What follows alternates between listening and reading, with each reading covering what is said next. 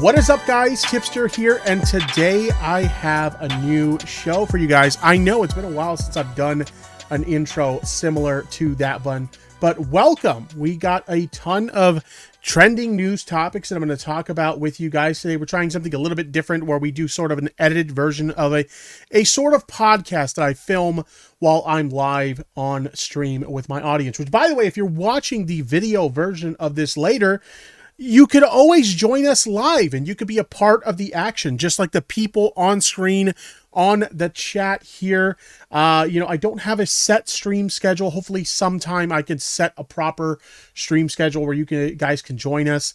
But anytime we're covering trending news topics, I cover them live with my audience here, and not just here on YouTube. I'm currently streaming live on YouTube, Twitch, DLive, Trovo. So if there are any of those streaming platforms that you prefer, you can join us live while we film, this sort of live podcast or whatever you want to call it on, the stream. You can join us on the stream and interact in the chat and be a part of the action. And in addition to that, I'm also doing audio versions of this podcast known as Tipster Live as well. You can check that out over on, we're on SoundCloud, Spotify, Apple Podcasts, Google Podcasts, lots of places where you could find the audio version of this if that's your preference. And Gurk Garb, thank you so much for that very generous super chat. But we have a lot of topics to get into here. Yes, again, thank you, Jerk Garb or Gurk Garb. Again. Here's some more blood money. Thank you so much for that. See, you could be a part of that action. If you want to tune in live and be a part of the action, you can do that. But we have a lot of topics to go over tonight. So without further ado, let's go ahead and let's just get right into it. So the first topic of the night, it's one that when I saw it, I was like, I definitely want to talk about this on the next stream because it's kind of a good job, you played yourself sort of moment. When I saw this, I was just like, dude, this did not play out the way he wanted it to. But either way, let's go ahead and let's dive into it with this Rolling Stones article here. It says, Neil Young demands Spotify remove his music over false information about vaccines. They can have Joe Rogan or Young, Neil Young wrote in a letter to his manager and label, not both.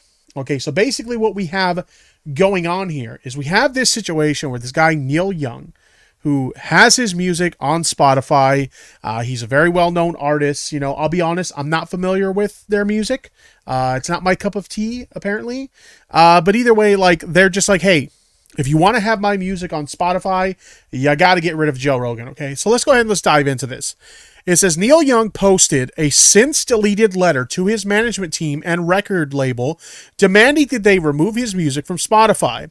I am doing this because Spotify is spreading false, or rather fake information about vaccines, potentially causing death to those who believe the disinformation being spread by them. He wrote, please act on this immediately today and keep me informed of the time schedule.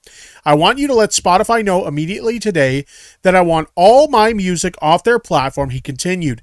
They can have Joe Rogan or Young, not both. So again, he's very much making a demand of like, hey, I don't like the stuff that's being said on Joe Rogan's show about the COVID-19 vaccine. So either you guys get rid of Joe Rogan or you got to get rid of me, right? So it continues.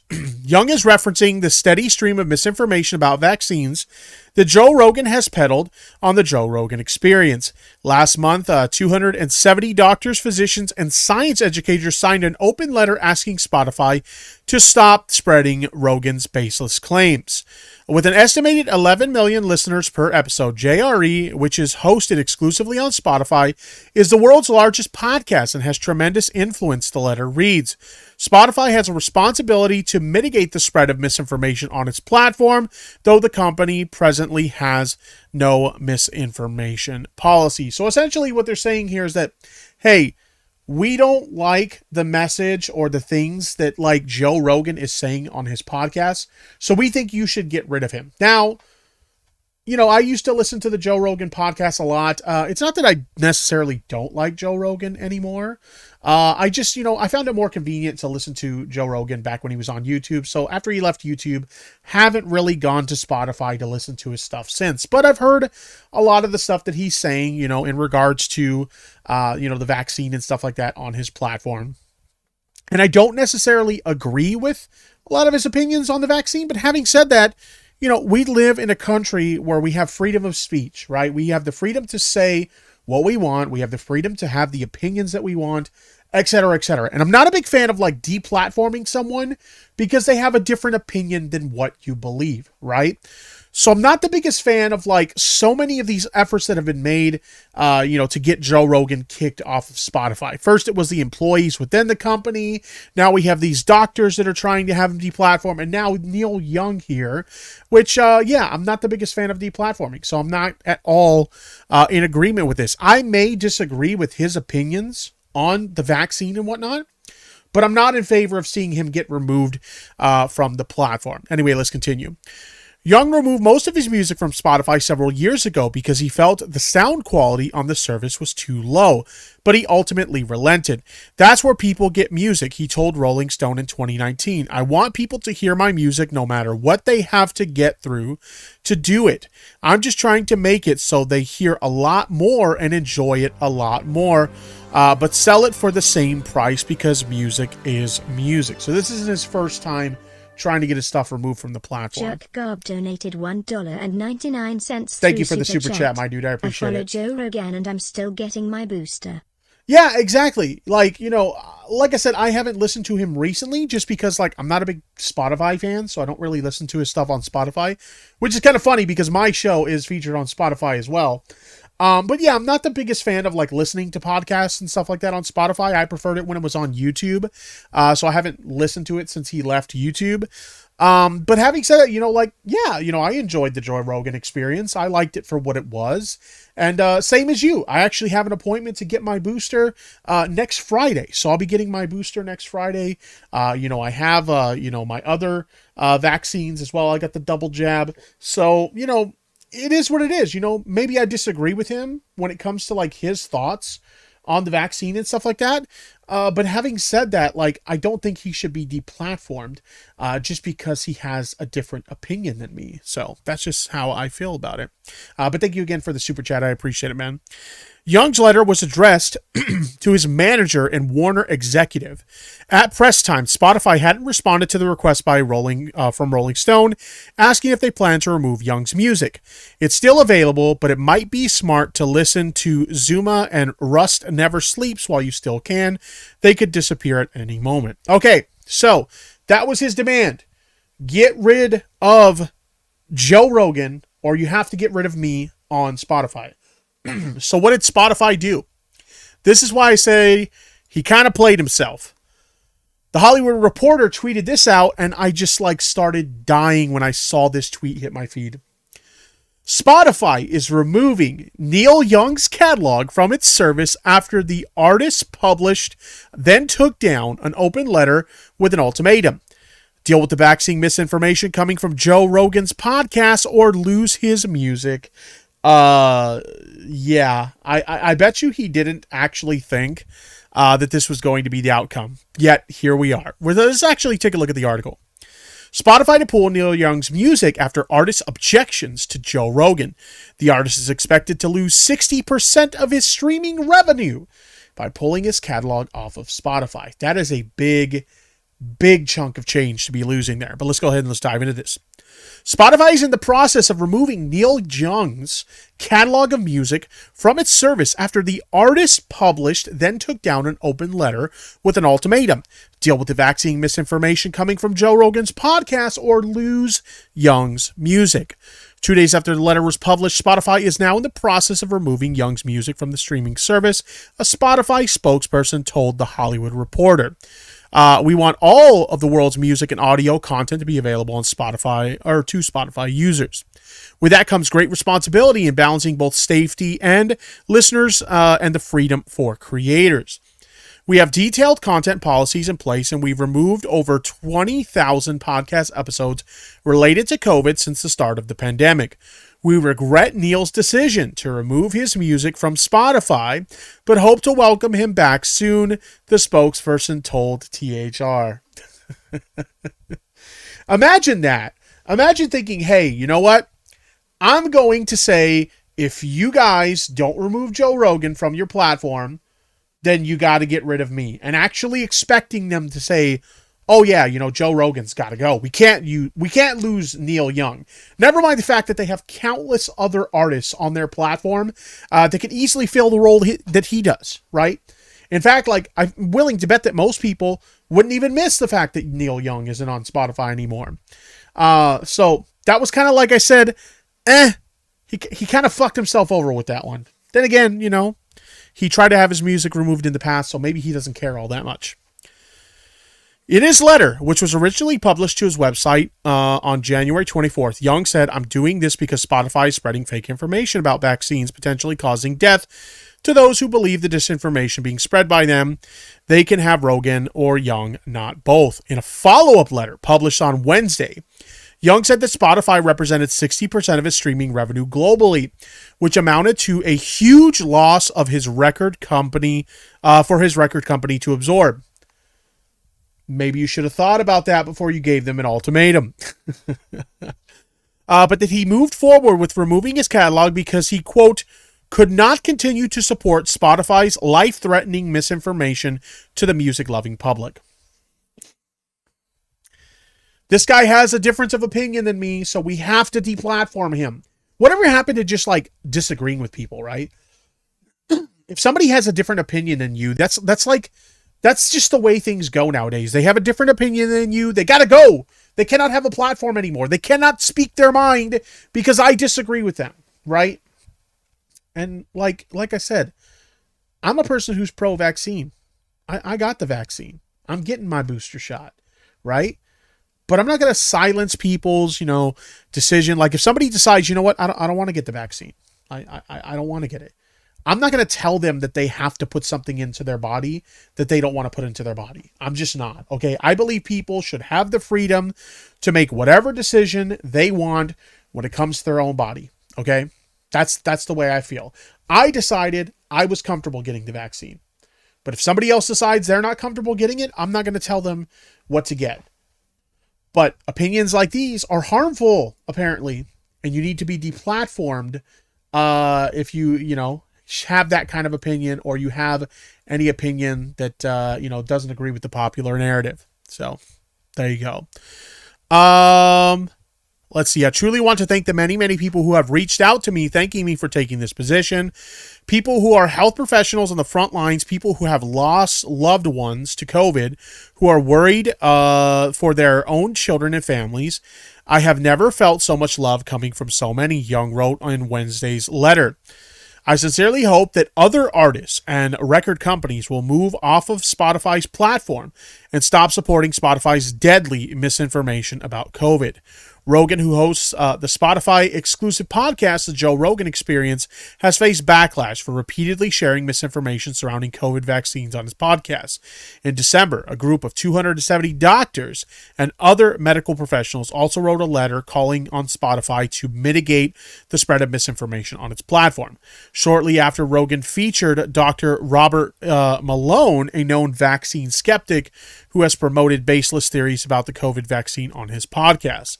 Until Wednesday, Spotify had remained mum on the issue of COVID misinformation coming from Rogan's podcast, which the audio streamer has been an exclusive distributor of since 2020. Young's manager, a representative for his label, Warner Records, and a spokesperson for Rogan did not immediately respond to requests for comment. Interesting stuff. So, like I said, the guy kind of played himself there.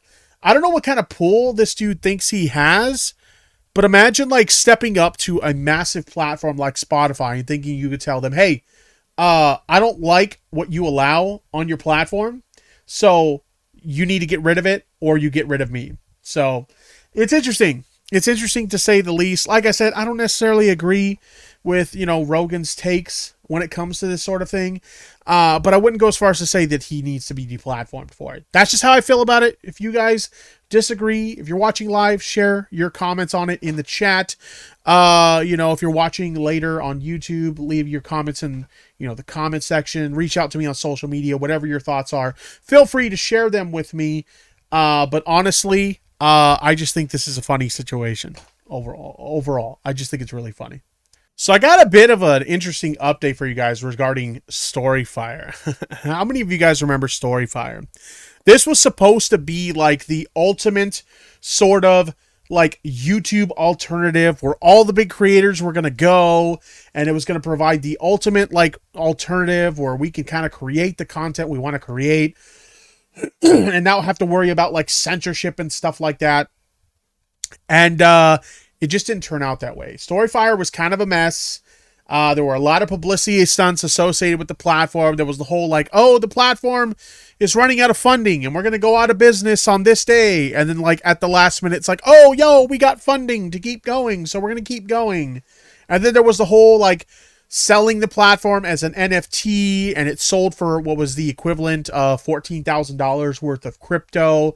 And it's sold to someone named after lawn furniture, some guy going by Deck Chair. Like it was ridiculous. It sounds ridiculous because it is, right? But it doesn't end there. Like later on, and I think I talked about this in a previous like video or something. Later on, like he kind of came out and said, yo, I've been selected as the CEO of the company. Because, like, he was leaving. After the whole Deck Chair thing, Deck Chair has the company. And so, like, I'm leaving and Deck Chair's taking over. Oh, by the way, guys, Deck Chair selected me to be the CEO of Storyfire. And now we're finding out that, oh, by the way, remember how, like, very recently, McJuggernuggets became the CEO of Storyfire? Well, not anymore. I'm leaving. I kid you not. Like, I don't trust anything that comes out of this platform because everything seems like a ridiculous, over-the-top publicity stunt with this company. Jesse Tyler Ridgway, a.k.a. McJuggernuggets, a.k.a. one of the founders of Storyfire, came out with this statement, my official resignation from Storyfire. Okay, how can you have, as a creator, how can you have faith in a platform when every time you turn around, they're doing some dumb shit like this?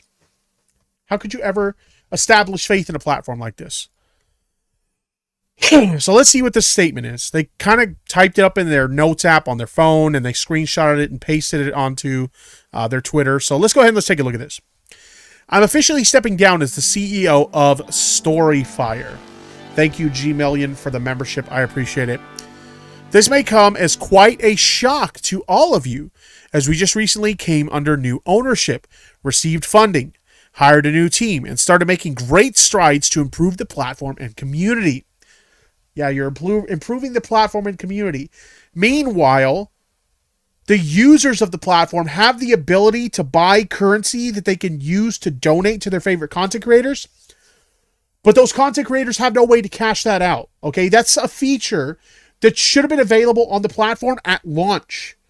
And it's still not there today. Some of you guys in my audience, back when I used to upload to Storyfire, some of you guys were generous enough to donate Blaze to me. That's what their currency is called. You guys bought Blaze or you earned Blaze and you donated it to me. And I appreciate you guys for that. But as I talked about before when I discussed this platform, I'm going to break some bad news to you. You guys donated Blaze to me, whether you bought it and donated it that way, or you earned it and donated it to me, and I haven't seen a penny of it. No creator on the platform has seen a penny of it, because they still to this day do not have a way to cash out your Blaze. So I apologize to anybody in my audience that paid money for Blaze, specifically for the purpose of donating to myself or other creators. Because if you donated to me, I didn't get a penny of it. And neither did any other creators you donated to. But yeah, they're trying to improve the platform. However, due to creative differences and a few other personal reasons that I will unpack, I must part ways. First, the aim of Storyfire was always to be decentralized. With over 100 million transactions, we aim to move Blaze to the blockchain back in 2017. However, the timing was never right. We wanted it to be perfect. Using our Blaze currency was going to be the catalyst for creators to charge for content, tip, earn on social posts, promote content, cash out, and even have a stake in the network/vote on feature changes. In order to truly be decentralized, the community needs to be in control, not me. This has never been my platform. To show this, I'm removing myself completely from Storyfire's board and will no longer be leading the company. So that's the angle he's going with here. The reason I'm leaving Storyfire is because I was never meant to be in charge. You guys, the community was meant to be in charge. It just doesn't add up. Like, even if you want to have a community-focused platform, somebody still has to be in charge to control the whole thing, okay? You might take feedback from the community to kind of try and make the platform better, but someone still has to be in charge. So this notion that, oh, I'm leaving so you guys can be in charge, it's a bunch of bullshit. It's just nonsense, all right? So there you go. Deck Chair, one of the guys in charge of the platform, is named after lawn furniture. Let me remind you of that. A guy who calls himself Deck Chair bought the platform for about $14,000 worth of cryptocurrency. So the guy running the show now is named after lawn furniture. Deck Chair. Phoenix Rising, thank you so much for the very generous $5 super chat. I appreciate that. Phoenix Rising 2430 donated $5 through super chat. Long time no see, bro. Hope all is well with you. I'm doing very well. Thank you so much. I'm glad to be back with you guys. Thank you very much for the generous super chat. Deckchair is excited to roll out the Blaze cash out soon. So they've been saying for like years now that Blaze cash outs were coming out soon. So you'll have to excuse me. If I'm a little bit skeptical that cash outs are, quote, coming soon. You'll have to excuse me. I'm a little bit sketch on that. Just saying. And give the keys to Storyfire over to the community. I will no longer be attached. Let's continue. Second, running a tech company is a lot of work. It's pretty soul-sucking and draining.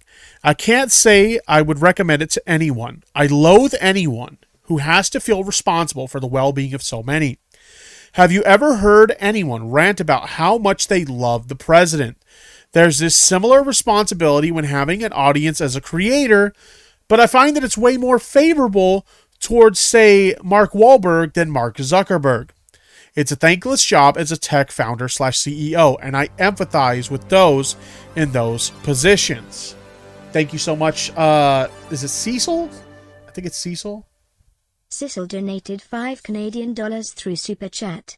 What about transferring Blaze to a throwaway account to sell for real money to someone? Well, I think the idea behind the Blaze cash out is like we can like convert it through their platform to like real currency, right?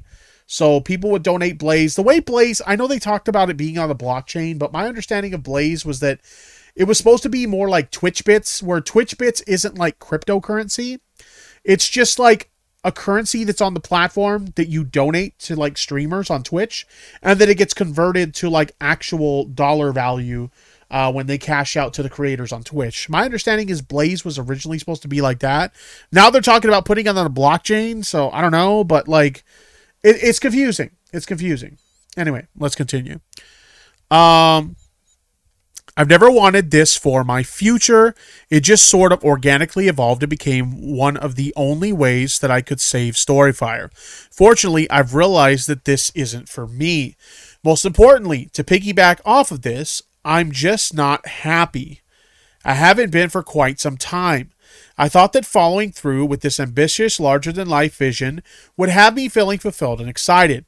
However, it has left me drained, miserable, and empty. I mean, I would imagine if you're running the show at a platform that's failing miserably, yeah, that would make you pretty fucking unhappy. I mean, let's go to Storyfire real quick. Let me actually pull up the Storyfire website and let's see how Storyfire is doing. Last time I checked, it wasn't doing too good. So here's Storyfire. This is the website. We're looking at the homepage. Trending videos. Trending videos on the homepage. So when you think about trending videos, these are videos that are really popular, right? Really popular videos that are getting a lot of traction on the platform. So when you think trending videos on, say, I don't know, YouTube, for example, you're thinking at least, views within the thousands or hundreds of thousands, right? You're not thinking views that are like 122. Thank you so much for the super chat, Toaster. Toaster donated 20 Canadian dollars through super chat. Basically just saying this is your problem now, see ya lol. Thank you so much for the very generous $20 Canadian. I appreciate that. But yeah, that's what it comes down to. But you're thinking at least thousands of views when you're thinking of a trending video, right? You're not thinking 122 like this He-Man video, or 33 views like this Storyfire Bully is back, or 29 views like this one, 27 views like that one. These are trending videos on their platform, most of which are not even breaking 100 views. Not even breaking 50 views, let alone 100. Like, what? Top recent videos. These are the top videos recently on the platform. 4 views, 13 views, 6 views, 21. This platform is fucking dead. I don't even think some of the big names that signed on with the platform even upload anymore. I haven't uploaded there in 10 months. 10 fucking months. Like, what? But, like, let's see. Like, they're promoting Rucka Rucka on the front page. Does Rucka Rucka even upload here anymore? When was the last Rucka Rucka upload on here? A year ago.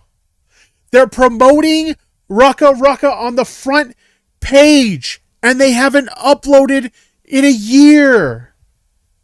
This platform is dead. So yes, I'm willing to bet you're probably pretty unhappy because this platform you created fucking failed. Fucking failed. And I see somebody in the chat. Where was it at? I saw this comment and it shifted up. Where was this comment in the chat? One moment. Where did it go? Dude, Abyss in the chat. YouTube is just too big. Yes, YouTube is a very big platform. But I do believe that an alternative can succeed if they do it right. The problem is, Storyfire did it wrong. They did it all wrong. Everything about this platform was wrong. So he says he's unhappy. Okay? He's not happy. It's exciting to release a new feature or see the community jazz, but it doesn't feel like something I did. I leave all the credit to the team of developers and designers. Okay? Walking to my desk and typing on a keyboard, having email after email, meetings, calls, hundreds of DMs complaining, and then the day is over when it actually never really ends, is fucking stupid. This existence is sad to me. On the contrary, when I perform/act and create a series or videos all on my own, scheduled with my complete freedom, and I get to see the community react, now that fills me up. Lastly, I miss creating art. I miss performing. I miss collaborating. I miss my incredible audience/community across all mediums and the connection we've always shared. I miss the freedom. It seems natural to always chase and want more. Many creators like to overburden themselves with project after project, larger scope, more money, more clout.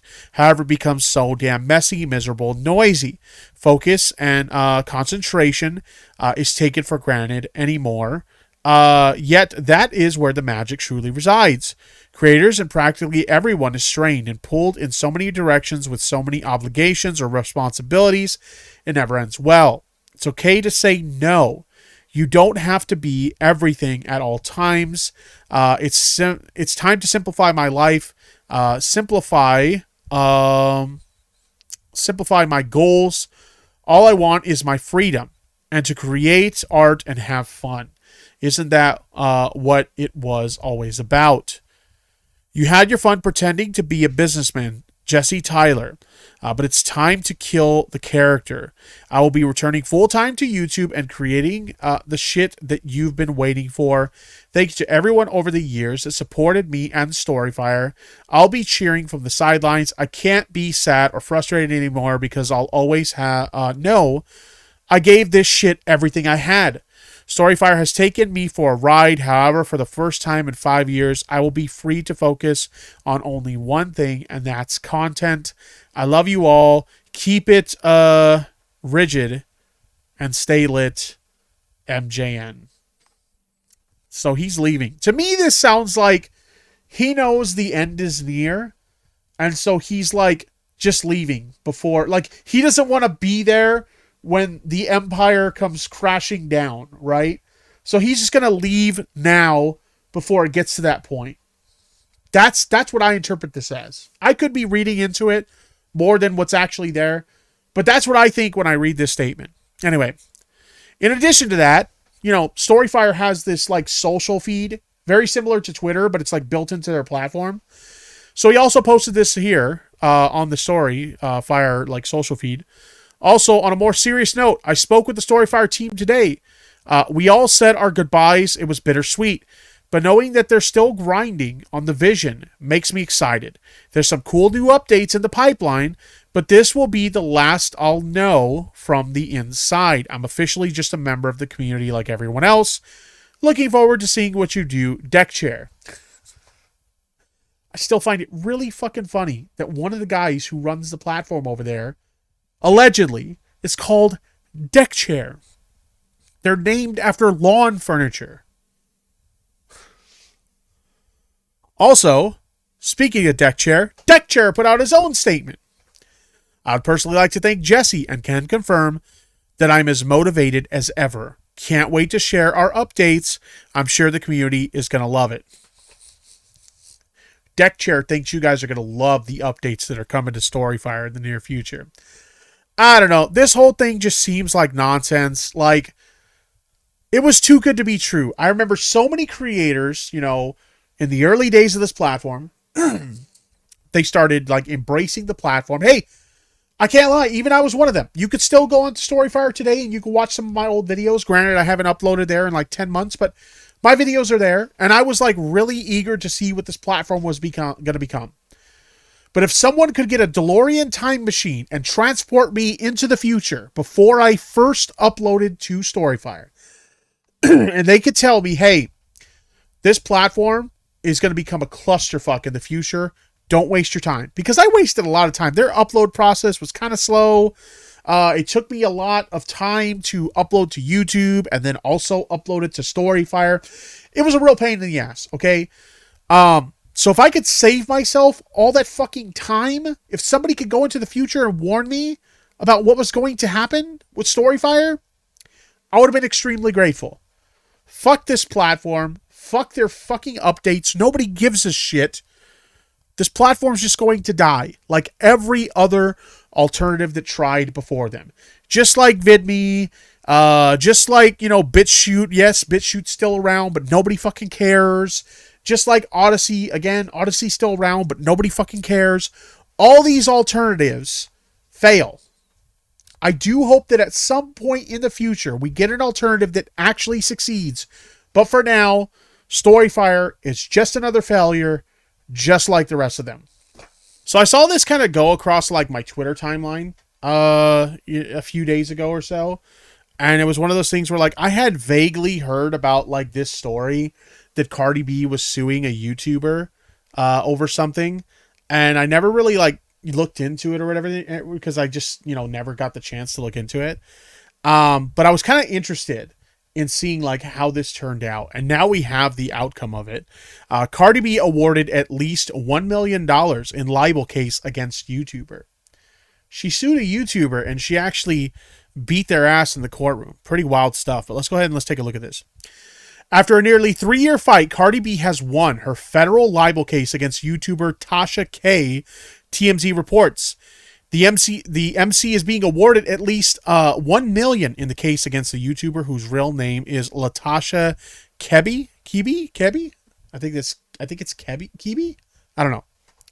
According to the publication, Kibi was found liable on 3 separate counts after claiming Cardi was a prostitute, took drugs, and contracted STIs, among other things.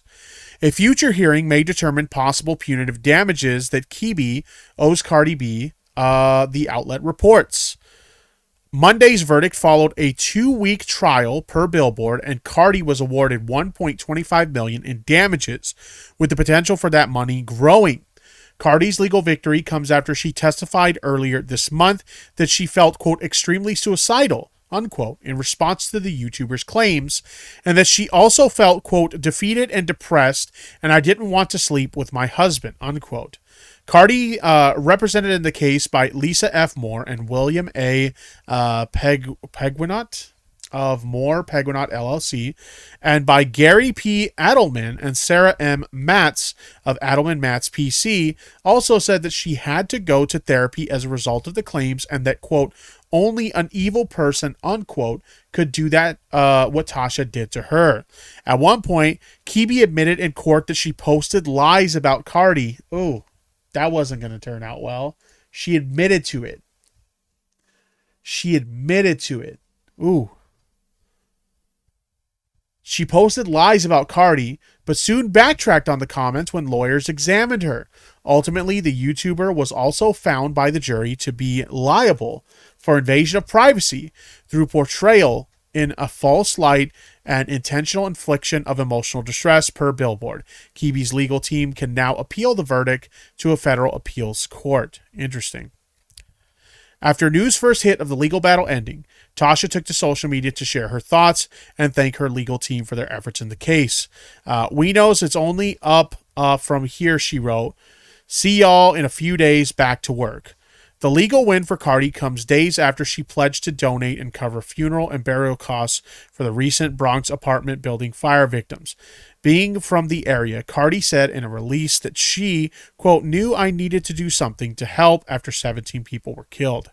I cannot begin to imagine the pain and anguish that the families of the victims are experiencing, but I hope that not having to worry about the costs associated with burying their loved ones will help as they move forward and heal, Cardi said.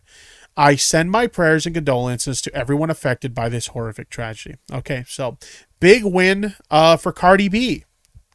Interesting stuff. Like I said, I wasn't following this case like initially when it came my way. It was one of those things I wanted to cover and I just never got a chance to. But I was really curious to see how this was going to play out. And so here's the outcome. Cardi won. And this is a pretty big win. I bet you that YouTuber is like, holy shit. Them clickbait videos just weren't worth it. They weren't worth it anymore. Jeez. So, next topic on the lineup. We're going to talk about Fwiz, a.k.a. Ryan Wyatt, who used to be the head of YouTube Gaming. And this guy was like the real deal. When he was like over at YouTube, and you'll notice I'm saying was because that's what we're talking about here. He's leaving YouTube. This guy was the real deal. Like anytime you needed help, everybody on like Twitter, when they had a problem with YouTube, they would tag at Team YouTube, and you should. But like another thing that I usually recommended to people is like, don't just at Team YouTube, at Fwiz as well. Because I can't tell you how many times I've seen people contact Fwiz on Twitter with a YouTube problem, and this motherfucker got results. He was damn good at his job. But unfortunately, you can't do that anymore. Because he's not going to be at YouTube anymore. He announced on Twitter just a few days ago the following. It is bittersweet news to share that I am leaving YouTube. I have loved every minute of my time here, but it is time for my next endeavor. I am elated to announce that I will be joining, what is this, Polygon?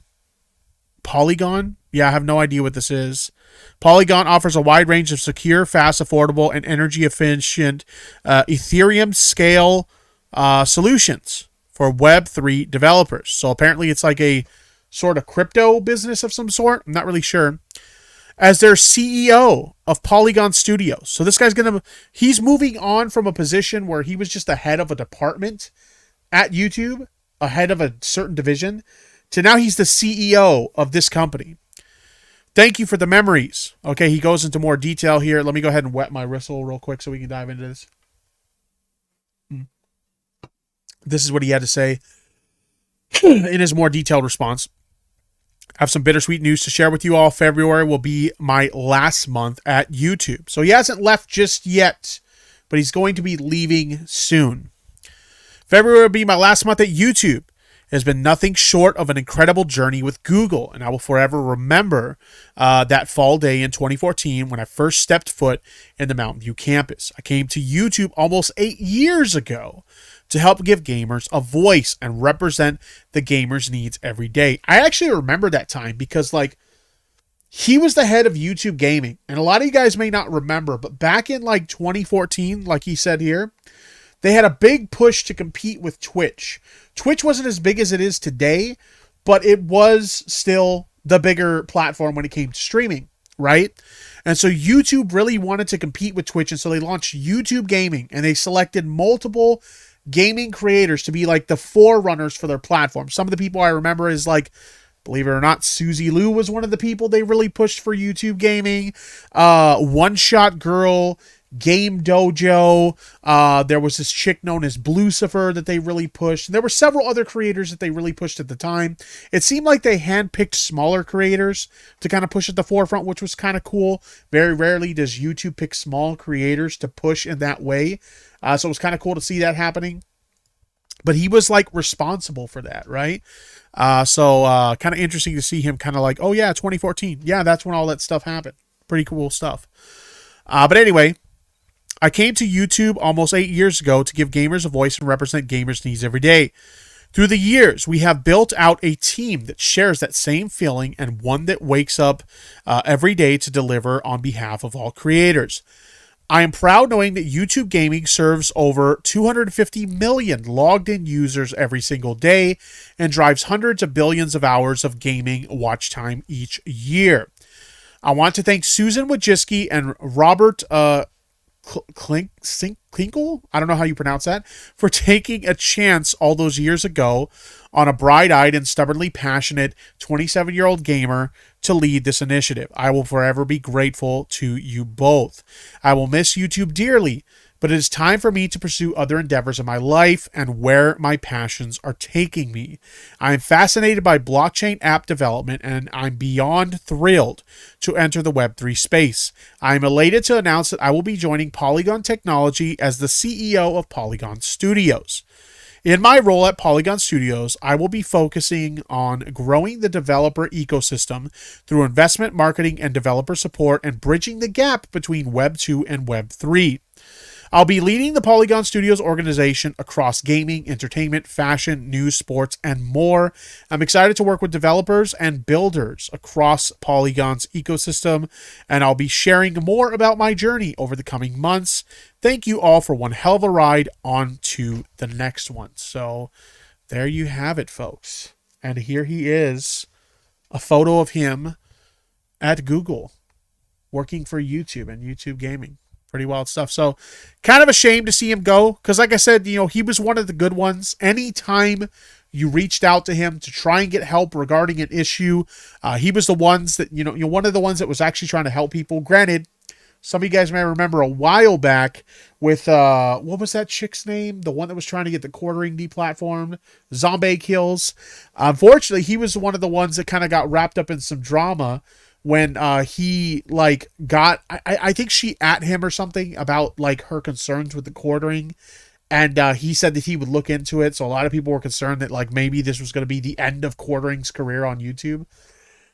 So there was that, but for the most part, this guy did a lot of good for the community, and I think it's worth giving him a nice send off. So Ryan Wyatt, thank you for everything you did for YouTube Gaming. We salute you, and best of luck to your future endeavors.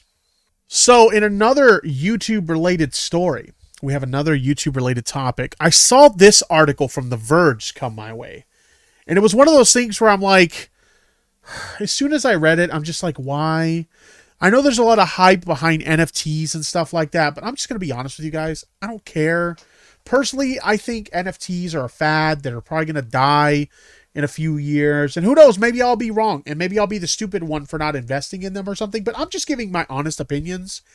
I don't care about NFTs. I really fucking don't. And I don't really see that much of a future for NFTs. If I'm wrong, then I'll eat crow later down the line. But for now, I just don't care. But this article came out that says YouTube CEO hints at potential NFT features.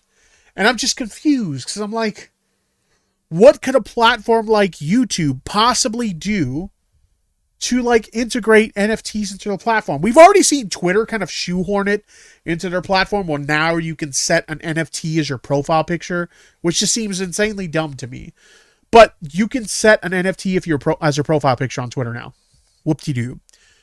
But like, I'm really trying to figure out like, how are NFTs gonna fit into like YouTube? It just doesn't make sense to me. But anyway, Susan Wojcicki says the company is looking to help creators capitalize on emerging technologies.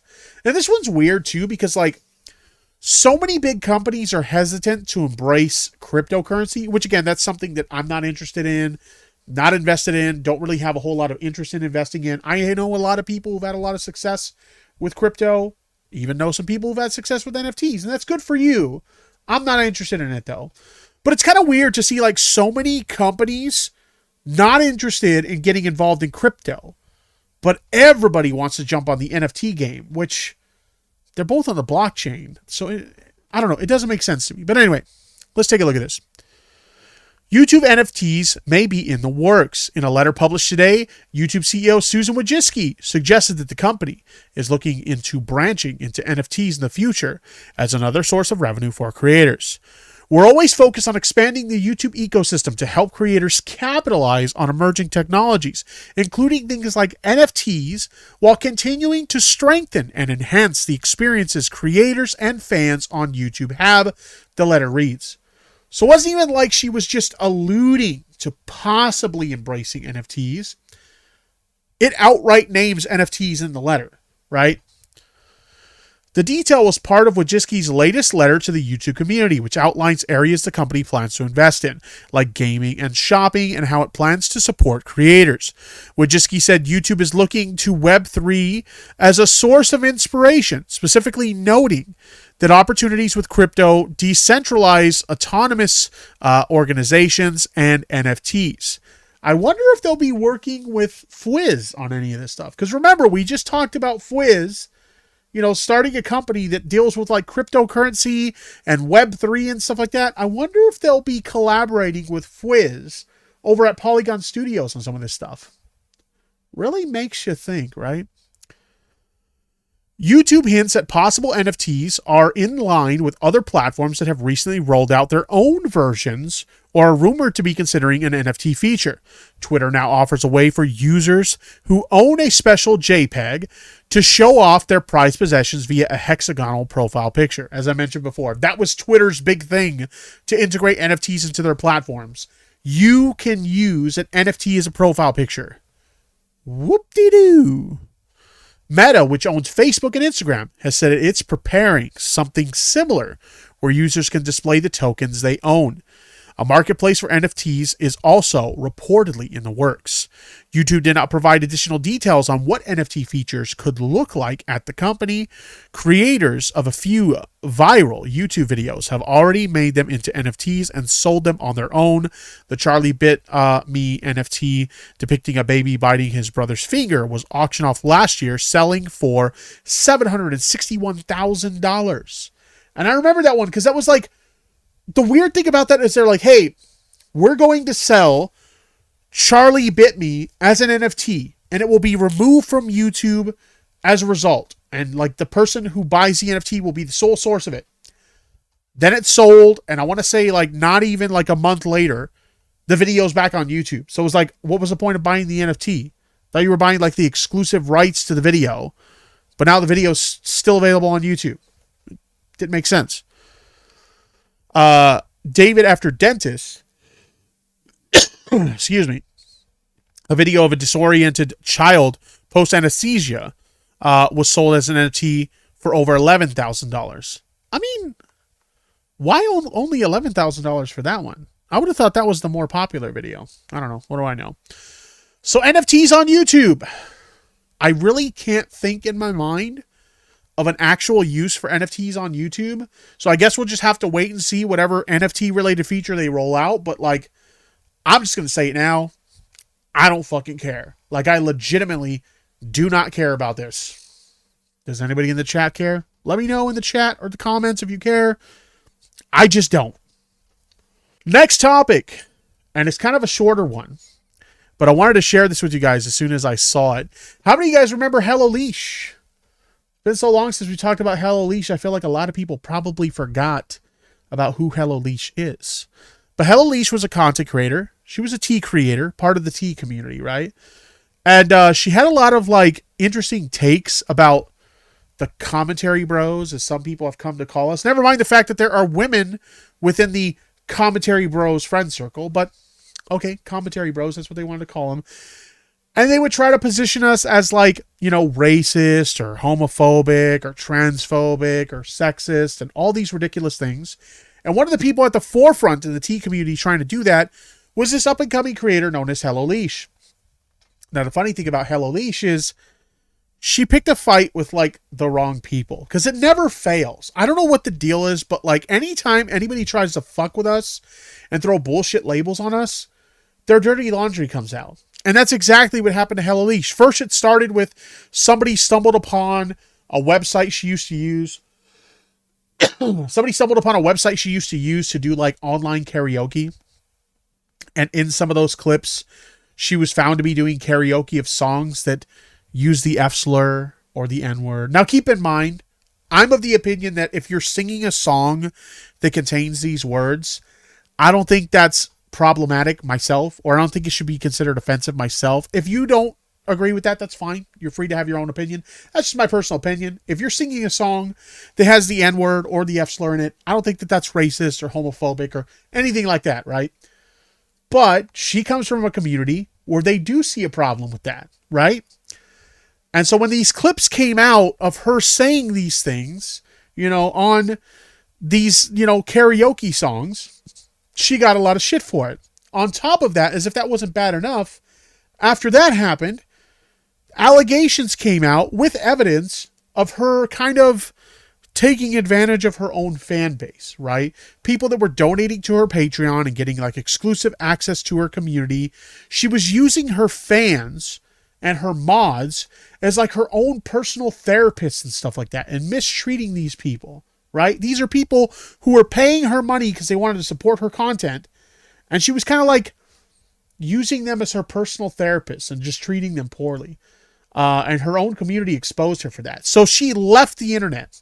She announced a while back that she was leaving the internet and she wasn't coming back. Well, it appears she's changed her mind. It looks like she's coming back now. This was posted to her Instagram story. And shout out to Truth Sleuth for tweeting about this. Otherwise, I wouldn't know about it. It's true. I miss you. As such, I will be returning to YouTube for BAP next Tuesday. When was this posted? This was posted on the 26th. So next week, she'll be back, apparently. Next Tuesday. Not sure if it'll be a permanent move, so it's not necessarily a permanent thing, but she's going to try. But I like to see how it goes. See if you missed me too, you know? See if we still have that spark. Please join me at 6 p.m. Eastern next Tuesday, February 1st. I love you, and I'll see you soon. So she's coming back to YouTube, guys, with BAP, basically a podcast, which is her show, right? And you know, that's fine. You know what?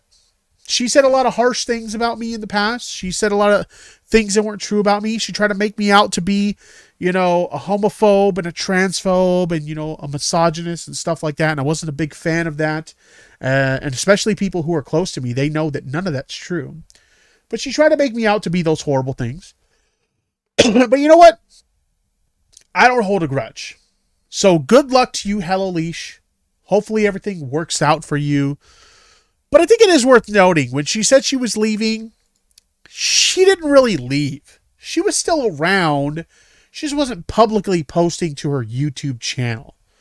Instead, she was posting to her Patreon. She continued posting there. You can check her Patreon right now. She had a post on there as recently as January 20th. And if you continue to scroll through her Patreon, you'll see that she was actually very active on the internet. She gave people the impression that she completely left and she was gone for good, but she was still very active creating content for her patrons. So she never really left. If you're being completely honest, she never, ever, ever really left. But either way, she's coming back to YouTube now. Good luck. I guess we'll see how it works out.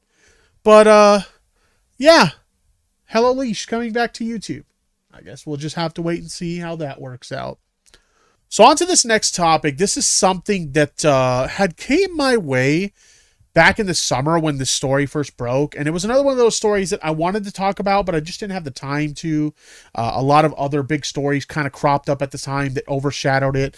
But I've been still kind of keeping an eye on it. And shout out to BWC, another YouTuber, Black Wolf Company, who kind of re-brought this to my attention to take a look at. And to take a look at with the most recent updates in regards to the situation. But either way, I wanted to go ahead and talk about this Frosty Valorant situation. Frosty is an esports competitor who plays Valorant, and he kind of, got some very serious allegations made against him. So I thought before we get into the recent update, we'll recap what they were accused of before by the person who accused them. But real quick, let's take a look at this super chat. Thank you so much. Musk's donated $5 through super chat. Love you, Tipster, and a lot of respect for you how you are. Don't let them down on you. Thank you very much. I appreciate that. Thank you for your generosity. But let's go ahead and let's take a look at this. So this person, Chenny, at Calico FPS, posted a twit longer that states the following. Frosty Valorant, trigger warning, sexual assault. TLDR, Frosty assaulted me knowingly the first time I met him in person. So here's the allegation. In July of 2021, I flew out to Myrtle Beach for 3 days to go see my boyfriend at the time, who was Frosty, or Ash. Me and Ash were together only for a month and a half when we first met. We both consented to having sex before what had happened. One of the nights I stayed with him, he started initiating contact with me. I made it clear that I was in pain and that I wasn't sure about doing anything sexual at the time. He started saying things like, "I know you want it," and stuff along those lines. I was too in shock and scared at what he was saying to move very much, and I froze. I suffer from severe derealization. I'll be honest, I'm not really sure what that is. And because of this, I started almost completely disassociating. Midway through having sex, I started having a bad panic attack and crying. I remember feeling awful for not having sex with him, knowing that he wanted me to. He started apologizing and admitting that he took advantage of me after I cried. For months after this happened, I believed that it wasn't technically assault due to the apology, but now that we are at the place we are right now, I realize that my trauma about this was valid. I know that this happened a while ago. For the past 3 months that we haven't been together, I attempted at trying to keep our friendship, not knowing he did not want the same. I have diagnosed BPD, and it was hard for me to let go of our relationship, so I tried to hide this for the sake of his career. I no longer feel like that. The thought of this happening to someone else kills me, and I feel like if I don't speak about it, I would feel even worse. So again, that's the allegation there, right? That was the initial allegation. And a bit of a correction, this actually was posted in December, okay? Now, fast forward to the update in the situation. This was just posted a couple days ago on .esports. Knight's Valorant player Frosty found not guilty of assault. So basically, from what I understand, the esports org as well as Riot Games did an investigation into this, and they determined that they're not guilty. Third-party investigators found Knight's Valorant player Ashton Frosty Rakoski not guilty of assault, the organization announced today. The 16-year-old was accused of sexual assault by former girlfriend Chenny in December, with the alleged assault taking place in July of 2021, she claimed. The third-party investigation, which was conducted by the Dickey, McCamey, and Chilcott law firm, found that Rakoski, quote, did not commit an assault. Instead, they found that his conduct, while not assault, was inappropriate and disrespectful, they said in a statement released to the Knights today. So that was what they found in their investigation. When they looked into this whole situation, they determined that, yeah, what happened between the two of them definitely was inappropriate, but we don't think that he committed assault. Okay, to me, based on the story, and keep in mind it's important to understand that these are allegations, right? To me, if the way she tells the story is true, with her saying no, she wasn't interested in having sex, and he kind of like, talked her into it anyway. Yeah, that sounds like assault to me. But I don't know the details in which they went into in their investigation, so it's hard to say. Obviously, we weren't there to witness what happened, but yes, these are obviously very serious allegations. But either way, this is their findings in the investigation.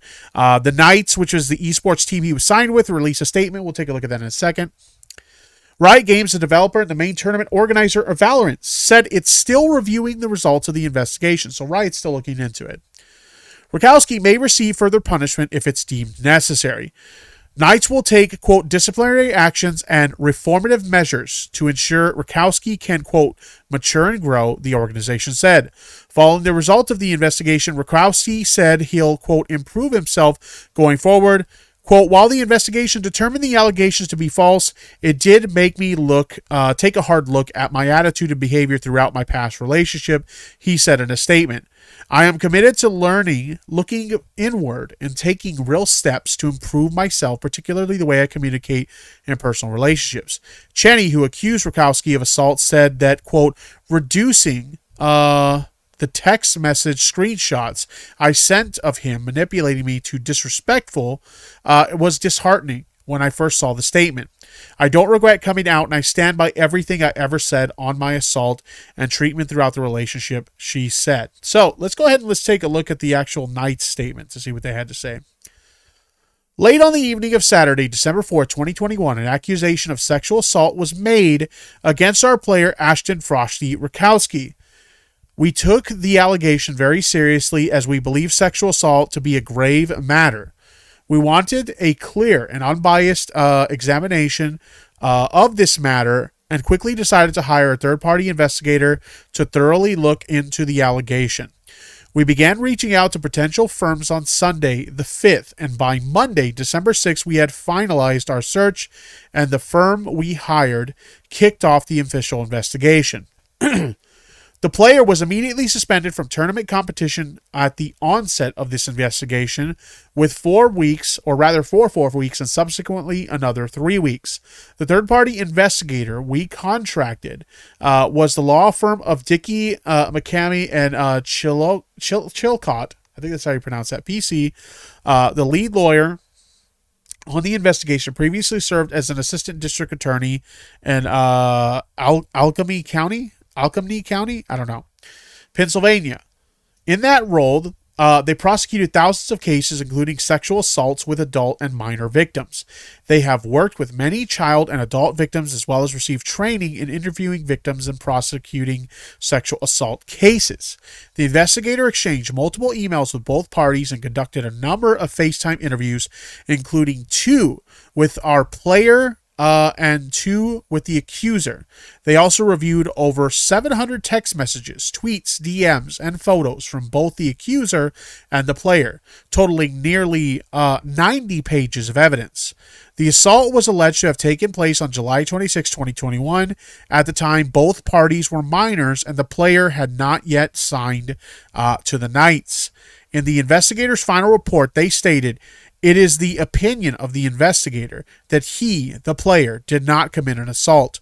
However, the report did uncover evidence that some of the player's conduct, while unrelated to the allegations of sexual assault, was inappropriate, disrespectful, and fell below the standard of conduct that the Knights require of players in its organization, even though this behavior occurred before the player was signed with the Knights. It would be a mistake to ignore it. Riot is still reviewing the results of the third-party investigation and noted the player may still be subject to future punishment. The Knights are committed to working with the player, who is 16 years of age, to help him mature and grow. We believe that he has the ability to better himself and would benefit from our guidance and support. We will be taking disciplinary action, reformative measures, and imparting pecuniary penalties. I probably butchered the fuck out of that word. My apologies.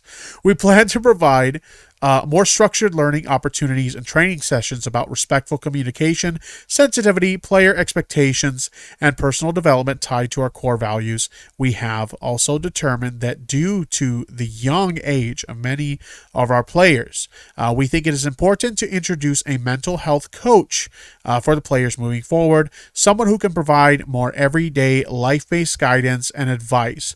We are grateful that this matter was brought to our attention, and we stay committed to developing our players both personally and professionally. So there's the statement from the Knights. As referenced in the article earlier, Cheney, the person who made the allegations in the first place, also commented on the results of the investigation in a twitlonger. So let's take a quick look at that to see what they had to say on the matter. Investigation results is the title of their twitlonger. This is hopefully going to be the last thing I'll ever post related to him and what happened to me. I knew from the start that coming out about my assault would be a risk. I knew I had no physical proof of it and that that'd be a problem. Prior to the investigation even starting, my family had a cease and desist already sent to us, and I knew that this was something that usually never favors victims of sexual assault. The day of the first interview, I told them every detail I could, which I'd never told anyone, and provided everything I could regarding our relationship as they asked me to. I didn't have an attorney or legal team or outside help from anyone. I decided once I turned 18, I would finish this out alone and just try my best to send all the screenshots and proof I had. I understand that they didn't believe me on the assault, and maybe it was my mistake to choose to come out knowing that I had no physical proof of it. No, I mean, I feel like everybody should have the freedom to share their story right now. You guys know my opinions when it comes to these kind of allegations. So many people want to go by the listen and believe route. And then on the other side, you have the opposite side of the spectrum where people are like, oh, don't believe anyone. I'm in the middle, okay? I'm a firm believer of the way I approach allegations like this is listen to both sides, maintain a healthy dose of skepticism, and just kind of be respectful to both parties involved, right? That's kind of where I sit on this stuff, because too often we see people like go all in and believe, someone, and then we hate to admit it, but sometimes these things turn out to be false. That's not to say that everyone who comes forward with a story is lying. I'm sure a lot of people who come forward with stories are telling the truth, but unfortunately there are a lot of times when people tell, their side of the story, and it turns out to be, not true. We've seen it time and time again, especially in the YouTube community. So you have to be careful when, commenting on this stuff. But anyway, moving on with the rest of the statement here. Let me see. The day of the first interview, I told them every detail I could, which I never told anyone. Oh, we already read that part. My apologies. Where was I at? However, the reducing of the text message screenshots I sent him, manipulating me to disrespectful, was disheartening when I first saw the statement. These were screenshots of him constantly asking me to go to Snapchat to send him sexual messages he knew would disappear. Call logs with times and dates plus text messages from when I was forced to watch him masturbate. Him saying specific things on my appearance, or rather specific things on my appearance, asking me to change, etc. To say they were merely disrespectful doesn't sit right with me, but I digress. I think my only concern with these statements here is none of this was mentioned in the initial allegation, so it's kind of interesting that it's coming up now. But either way, I don't regret coming out, and I stand by everything I said on my assault and treatment throughout the relationship. I did everything I really could pursuing this alone. I've had different girls come to me about how they were treated by him, although none of them felt comfortable enough to come out. It was nice to know I wasn't alone. I just want to say I tried my best, and I just want to move on and try to heal from the trauma I've had to endure. Thank you to the people who supported me and tried their best to make sure I was okay. If you or someone you know has gone through something like this, please get help and reach out. You're never alone. And they provide a number to a sexual assault hotline, which, by the way, if anybody needs it, the number is 1-800-656-4673. Now, to wrap up this topic, Frosty himself has also put out a statement, final statement, and a twit longer. Let's see what they had to say, because it's only fair to share their side of things as well. Final statement. I appreciate the Knights' commitment to their values and taking allegations of sexual assault seriously. They conducted a fair and extensive outside investigation, and for that, I'm grateful. While the investigation determined the allegations to be false, it did make me take a hard look at my attitude and behavior throughout my past relationship. I'm not proud of some of the things I said. I truly want to be a good person and a dedicated professional. To do that, I am committed to learning, looking inward, and taking real steps to improve myself, particularly the way I communicate in a personal relationship. I hope this community can give me the time and opportunity to mature and do better. Thank you for your support. So this one's a little bit complicated for me, right? When you're looking at allegations like this, these kind of allegations are always serious, right? But this one's kind of complicated for me because we're dealing with young people. We're dealing with people who are still very immature. They're still learning how to properly behave in relationships and stuff like that. That's not to say that someone in his age range can't commit an assault or something like that. Excuse me. Let me get a drink of water.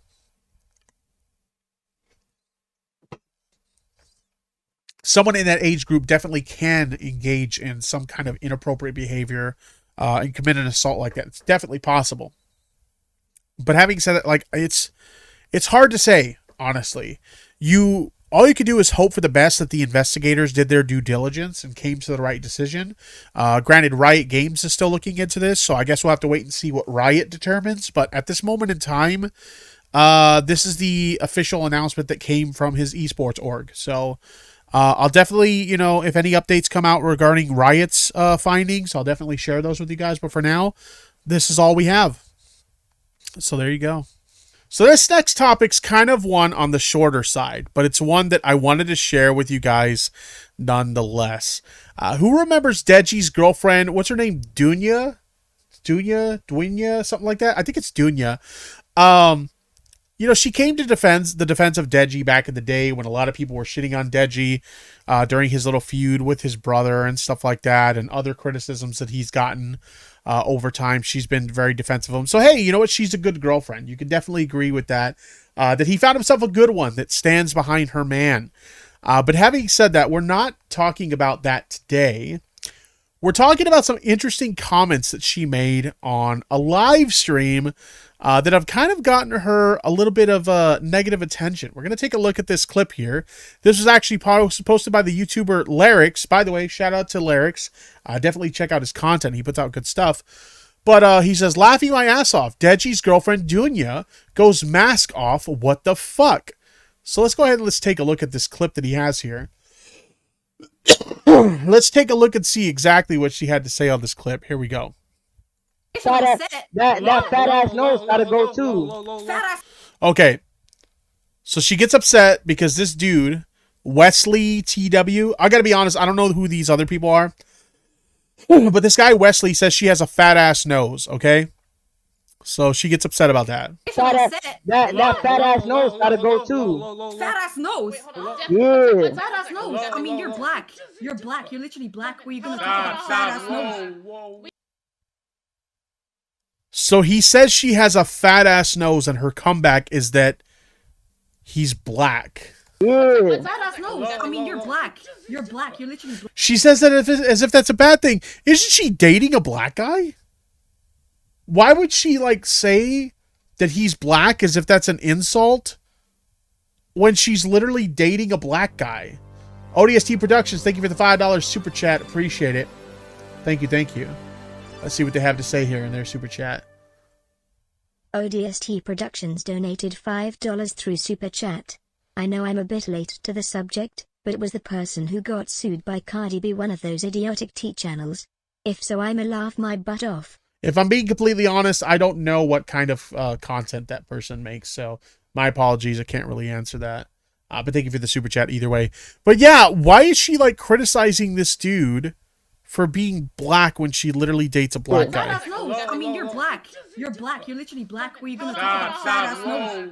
We can't. All right. Whoa!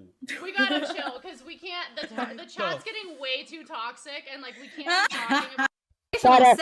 What the hell, dude? So obviously she started catching a lot of heat for this.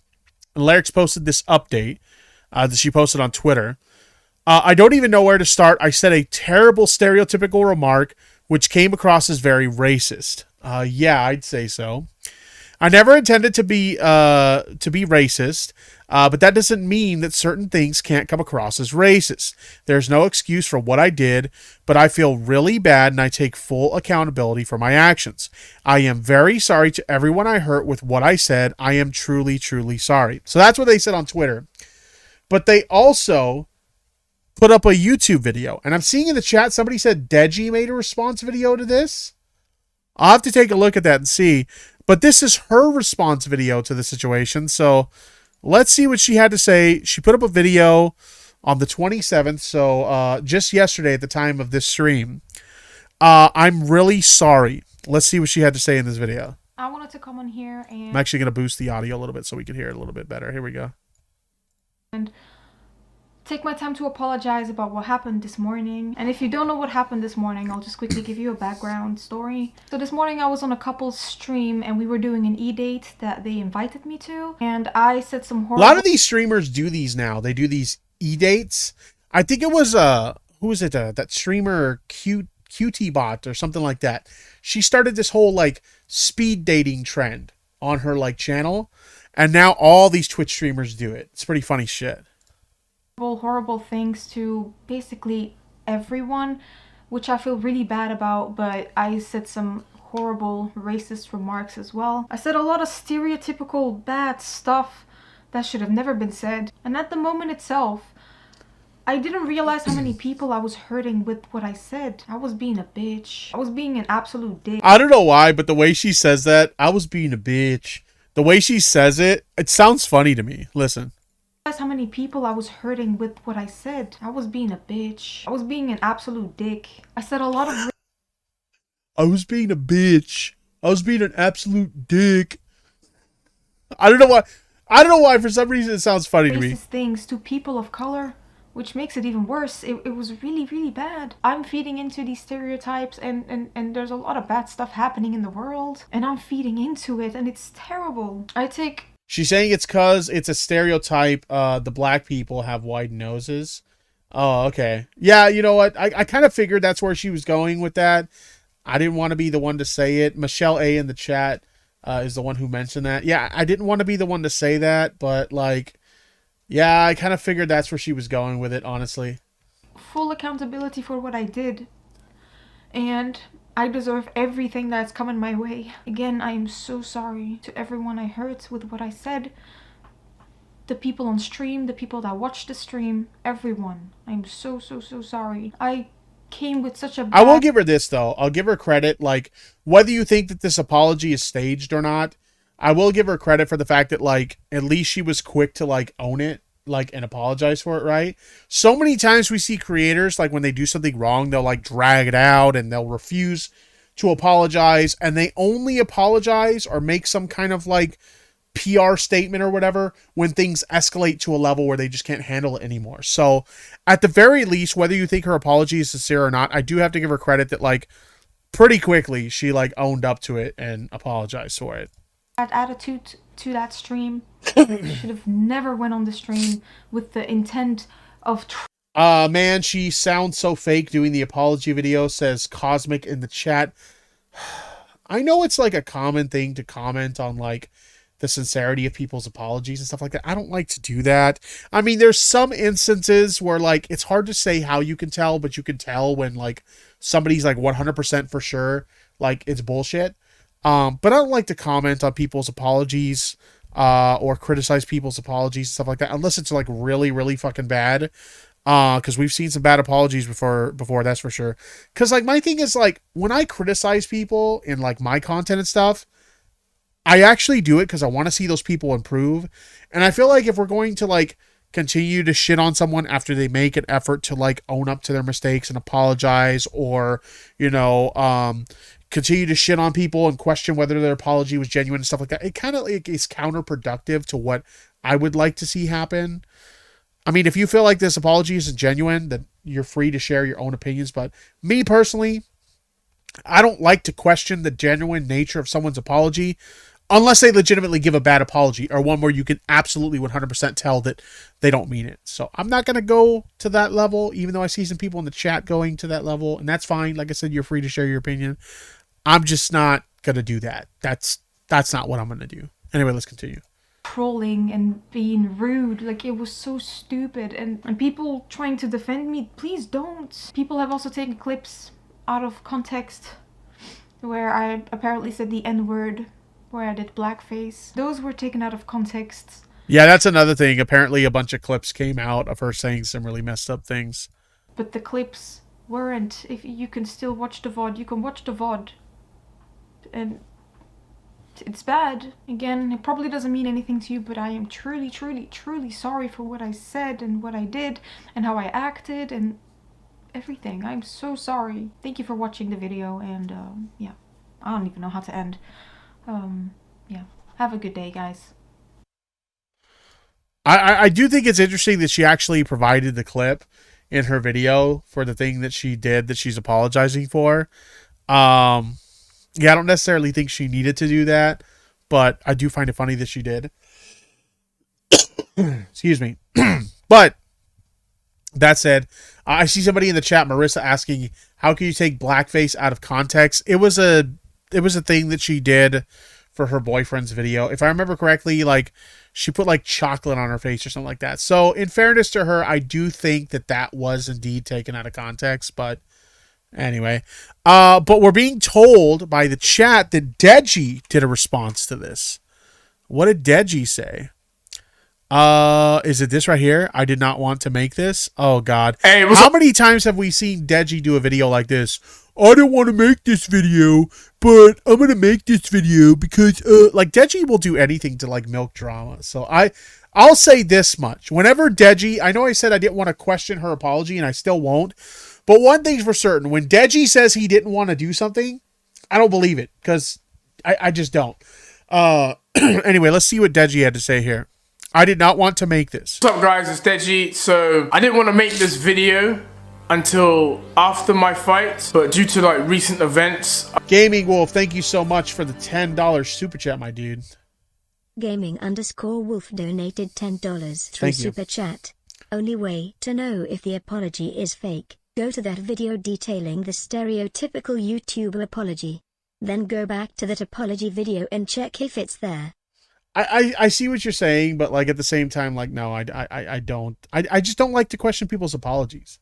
I think it's kind of like, I think it's kind of shitty, and it doesn't allow people the opportunity to like actually grow and improve. But anyway, thank you for the super chat. It's kind of been forced. I've had to force my hand. Maybe some of you will know, but Dunya, she's been involved in some controversy. She went on an E-Date show and said a racial remark to a black person. And from that, I can see that she's being labeled as Deji's girlfriend. And I just wanted to bring awareness to the fact that Dunya and I, we were not together. In fact,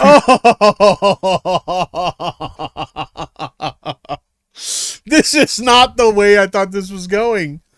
Holy shit. So it's not a, oh yeah, Dunya fucked up, but like, you know, she's not right. That's what I thought. I thought he was going to go, yeah, Dunya really fucked up, but she's not a racist, and people are making her out to be a racist. No, his response is like, yeah, I don't date that bitch no more. Like, she's on her own with this one. Like, you You don't associate her with me. That problem, that thing she said on stream, that's between her and the person she said it to. I don't want nothing to do with it.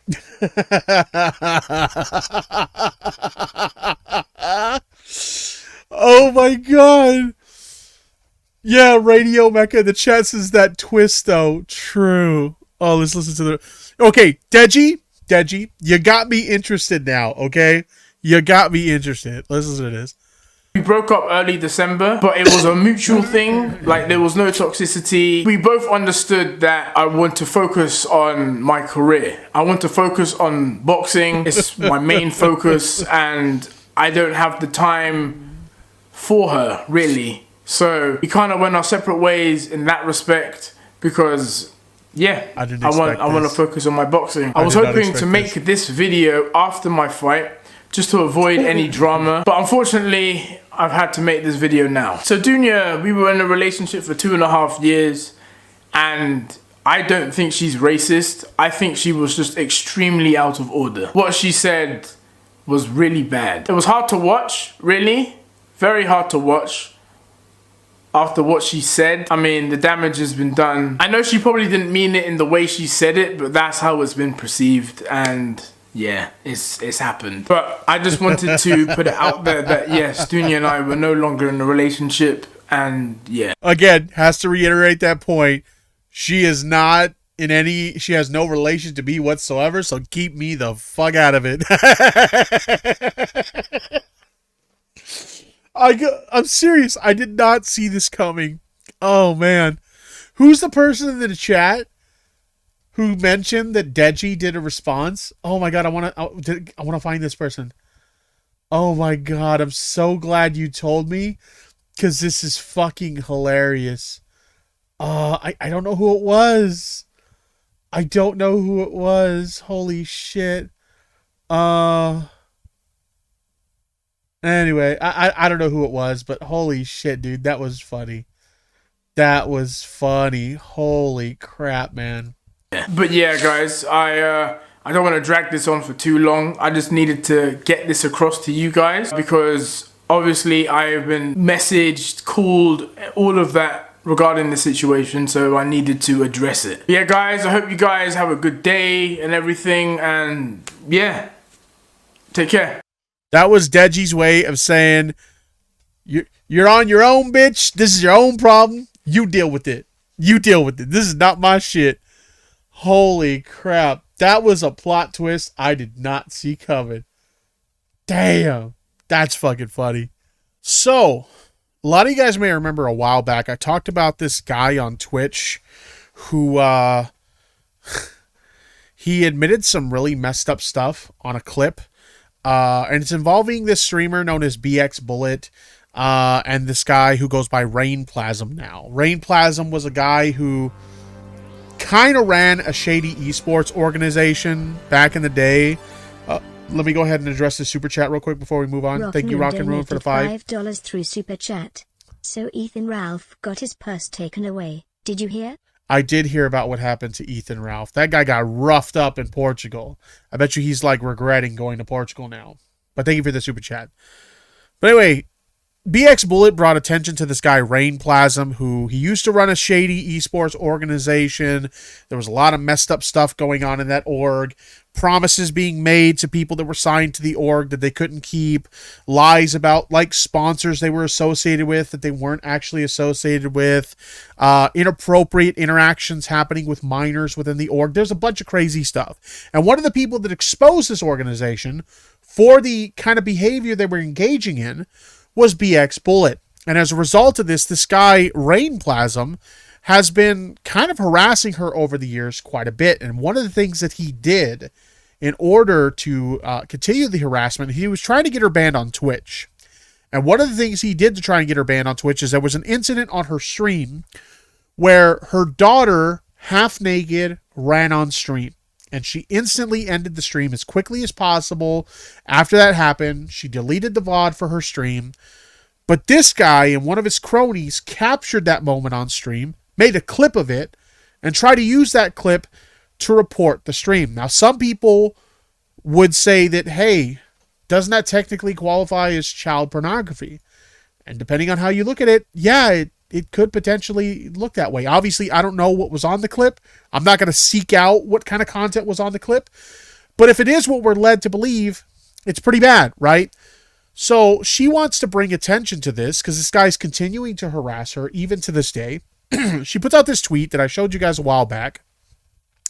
Retweet to get Twitch's attention. Twitch scammer / child predator Rainplasm, who took a naked photo of my 3-year-old and blackmailed me with it, admits to it live on Twitch. Twitch bans people for saying the C slur, but won't ban literal criminals committing crimes on the platform. And I'm going to play this clip for you guys again to kind of refresh your memory of what we're dealing with here. So here we go. The things that you've said to children and taking the screenshot and using it to blackmail, that's nothing. Using to blackmail, what do you mean? You stated on your stream last Friday that you were desperate to blackmail BX. Those words came out of your mouth. And then that is why you used the picture. And you justified that it wasn't about pedophilia. It wasn't about like trying to obtain child pornography, that it was being used as blackmail. So I'm giving you the benefit of the doubt and asking you in the context of how you said that, why is that appropriate? And how is that? Go ahead.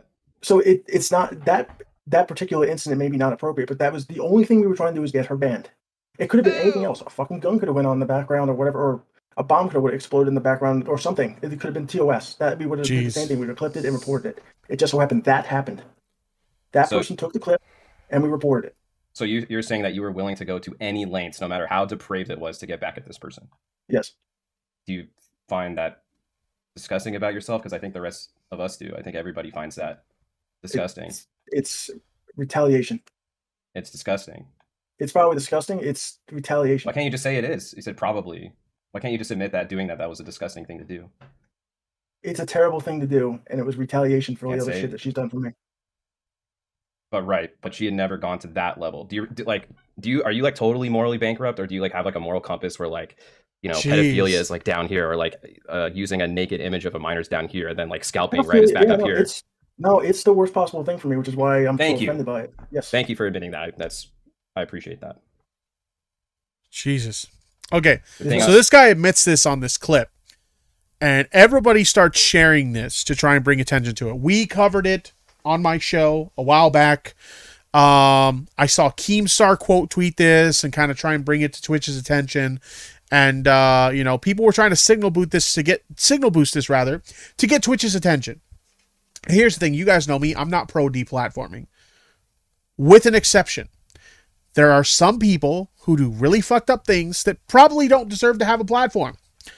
And I would say blackmailing someone with inappropriate clips or photos of their half-naked daughter is probably one of those things where you probably should be banned off of a platform if you do that. So again, a lot of people were signal boosting this. This tweet got a lot of traction. 911 retweets, 220 quote tweets, 2,688 likes. Like, this thing was getting a lot of traction, right? So a lot of people thought, certainly Twitch will not allow this guy to stay on their platform. This guy is still on Twitch's platform. In fact, BX Bullet posted an update about this just yesterday. So we're going to go over that. Twitch has failed its creators. I failed you, along with a twitlonger. Let's go ahead and let's dive into this. There's a lot to read, so let's just go ahead and let's dive right in. Well, guys, we tried. We spent 16 months pestering Twitch. That's how long this is going on. This isn't something that, they just posted that tweet recently and like they didn't get a response, so they're giving up now. This has been going on for 16 months. We spent 16 months pestering Twitch to investigate and respond our thousands of complaints against Matt Brockett, aka Rainplasm, on Twitch. Who is by far the most twisted and sick individual I have ever met. A man who I discovered was committing sexual misconduct against children in a Discord server after luring them via Twitch. A man who admitted live on Twitch to using an unclothed video clip of my 3-year-old daughter to blackmail me in retaliation for filing police reports and attempting to make people aware of the danger he posed. That's why he was trying to retaliate against her. And he is still streaming on Twitch. Lately, his streams focus on spreading lies about his involvement in many proven and admitted malfeasances.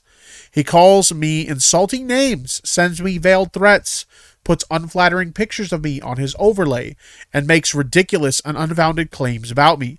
He slut-shames me and tells his stream that I get everything in life because of my body, accuses me of selling sexual favors in exchange for exposure of my story, and even once lied that I have killed people. If she's exchanging sexual favors to get her story spread, I can tell you personally, as somebody who spread the story, I did not get any sexual favors from this woman. Not even close. On his last VOD, numerous slurs were used by one of its callers, including the N-word and the hard R.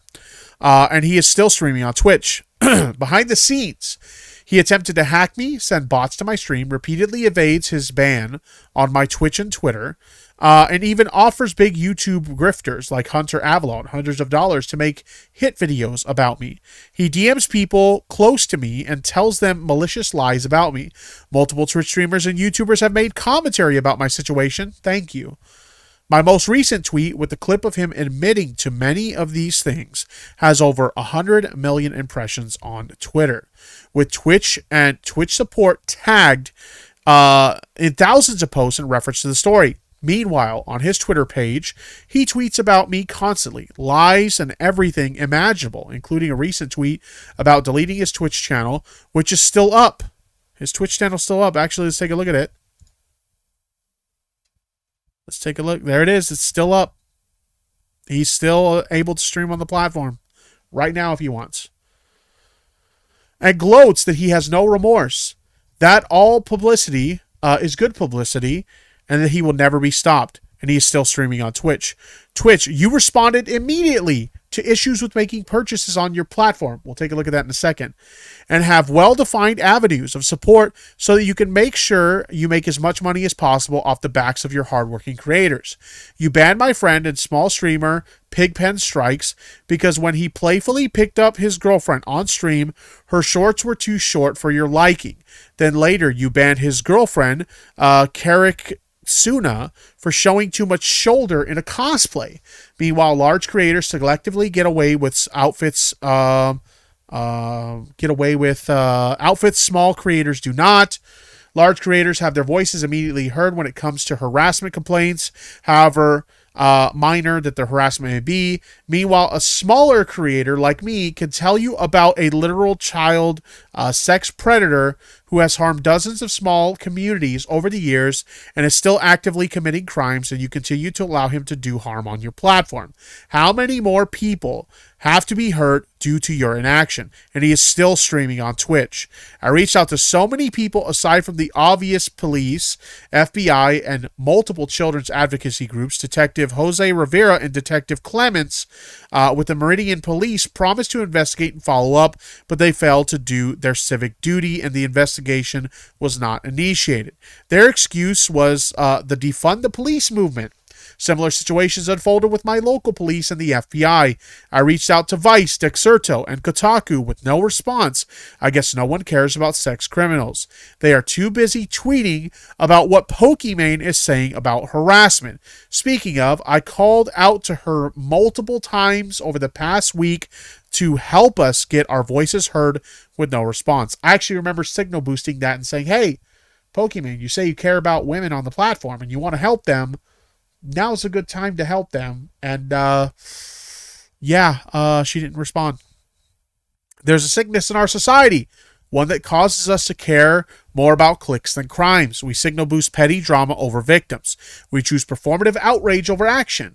What makeup celebrities are using over the dark undercurrents of cybercrime and child sex trafficking that have diseased our world. In a few days, the hype over this situation will die down, and everyone will forget this happened again. They will go on their lives, and the victims of Matt Brockett, Rain Plasm, Spectipoo will continue to live with their trauma, their anger, and their sense of injustice. Twitch won't listen. They probably won't change. I believe the platform at this point may be unsalvageable. TLDR, we tried. I'm sorry, guys. So that was her statement on this. The funny thing about this, and something she referenced in that statement, is while trying to get Twitch's attention, She pulled something that we see a lot of YouTubers do when they need support from Team YouTube. So many times, like all day long, we'll see like YouTubers tweeting at Team YouTube for help with something. And if they don't get a response, one of the things they'll do is they'll say, oh, I'm having trouble renewing my YouTube premium membership. And then Team YouTube responds. They don't respond to the initial complaint, but they respond to the person in the reply saying, oh, I can't renew my membership.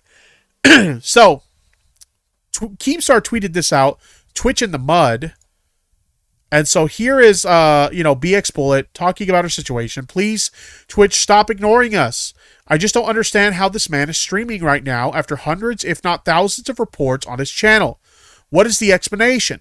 This is insane. Please retweet. Please report his channel. Hold Twitch accountable. And she shows herself filing a report. Sexual violence and exploitation.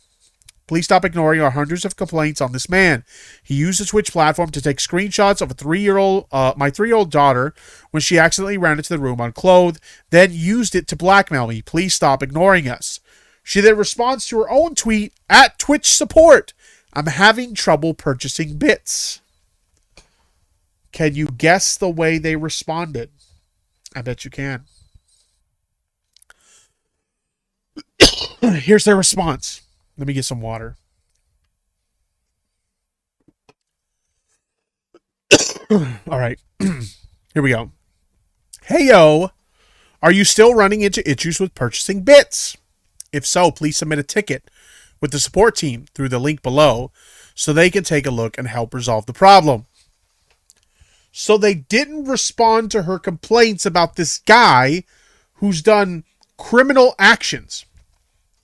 But they responded to her saying, hey, I'm having trouble, buying bits. It's literally the same thing we've seen with Team YouTube when people tweet about having trouble renewing their subscription to YouTube Premium. She responds with, how about responding to the thousands of reports to Rainplasm, who admitted to clipping my naked 3-year-old when she ran into the room by accident, then blackmailing me with it? How about that, Twitch? This is so bad. This is so fucking bad. I think the tweet that I put up earlier, or rather yesterday, about this situation pretty much sums up my thoughts on this best. Twitch be like, spamming L+ ratio in chat equals permaban, but using child porn to blackmail a female streamer equals A-OK. Hashtag Twitch do better. And I think we should all be tweeting that. I think we should all be signal boosting this original tweet. I'm actually going to post in the chat for you guys. I think we should continue to signal boost this original tweet by BX Bullet with the hashtag Twitch do better. Because Twitch is really dropping the fucking ball here. Like, are we really living in a world where somebody spamming L+ ratio in the chat is more important than someone literally using inappropriate material about another streamer's child as blackmail against them to try and get them banned on the platform? Like, this is ridiculous. What the fuck is going on at Twitch? Something needs to be done about this, because I hate to advocate for someone losing their platform, but I think this is like one of those rare exceptions where it's justified. We're talking about situations like, why does Minilad have a platform anymore? Why does Kiwi still have a platform? When we've advocated for other people in the past, like Lionmaker not having a platform. I think this is one of those situations where it's 100% justified to ask the question, why does this guy still have a platform? Why are we so concerned with someone spamming L+ ratio in chat, resulting in a permaban for that? But this guy literally admitted on video evidence to using inappropriate material containing a child to try and blackmail another streamer. And that person doesn't get banned. Twitch do better. Unfucking believable. I have an update to a story for you guys that I covered a while back, revolving around a content creator known as Totally Not Mark and how his channel was slammed by copyright claims from an anime company known as Toei Animation. And he was at risk of potentially losing his channel as a result of this. And I took a look at his content and it was like 100% fair use. Now, there was no question about it, but at the same time, it's like, we're not dealing with someone like a content creator. You know, when we've seen in the past where other content creators will abuse the copyright system to try and silence another creator, we weren't dealing with that. We were dealing with an actual company trying to, you know, take down some other creators' videos and stuff like that, right? So it was kind of like, yeah, I side with this guy, and I think what he does is fair use, but I kind of like felt helpless in my inability to help him, because it's like, what can you do? This is a company we're dealing with here, not an individual. But we have a positive update to the situation. It seems like YouTube has actually sided with Totally Not Mark. Let's go ahead and let's dive into this. YouTuber hit with an ungodly number of anime copyright strikes gets a win for everyone. The Toei and Totally Not Mark fight sparked a new fair use rule on the platform. Interesting. Let me listen to the super donated chat. $4.99 through Super Chat. Disney closing Blue Sky Studios, Fox's once dominant animation house behind Ice Age franchise. Look up for Deadline.com. I don't really cover that kind of stuff on my channel, but either way, thank you for the super chat, Clap Eater. I appreciate it. But let's go ahead and let's dive into this story. In a new video, Mark Fitzpatrick of the anime channel Totally Not Mark revealed he not only won a battle in his copyright strike war with Toei Animation, but also influenced YouTube to create a new copyright rule for content creators. Interesting. Interesting. So his situation was so serious that YouTube made a change to their system that could benefit creators. Huh. The new YouTube rule allows for flexibility among international copyright laws, where a video may be taken down in one country but left up in another, freeing creators from worrying about outright bans or takedowns of videos. In practice, this means videos are more likely to remain up in countries like the US with stronger fair use allowances. So essentially what it's saying here is, let's say you get a copyright takedown from a company in Japan, but your content falls under fair use. They will take down the content in Japan, but it'll still be available everywhere else. And I think this is a pretty good compromise, actually. It's certainly reassuring, Fitzpatrick told Kotaku via email, but with fair use so ill-respected in so many territories and YouTube creators with no control over their content, how their content will be shared once they upload, there's certainly a long way to go. The situation began this past December when Toei issued more than 150 copyright claims against Fitzpatrick's lengthy anime and manga reviews. Let me tell you, I actually sympathize with this guy a lot in this situation, because some of you guys may remember in, I think it was 2020, when I ran into a situation where I got not 150 copyright claims, but pretty damn close. I think it was more like 110 for me. Copyright claims for, I kid you not, less than a second of audio.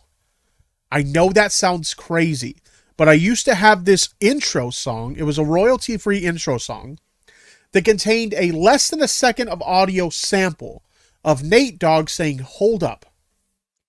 And over 100 of my videos were claimed because of that, for literally less than 1 second of audio. Now, granted, not long after that, YouTube introduced new rules for copyright in terms of like, it basically was like, oh, if, you know, somebody accidentally features something in their video, as long as it's not more than 5 seconds, then it won't be eligible to be claimed. But that rule didn't exist when it happened to me. So I had to like manually go through all my videos, remove the intro, and then like appeal them. It was a mess. Like, it was a literal fucking mess. But I had to deal with it. It was just one of those things. I had to deal with it. So I feel his pain on this one. At the time, Fitzpatrick thanked his fans for their support in a video and announced he would be, quote, stepping away from the situation. But shortly after, as Fitzpatrick revealed in a new video, providing an update on the legal saga, someone high up at YouTube who wished to remain anonymous reached out to him via Discord.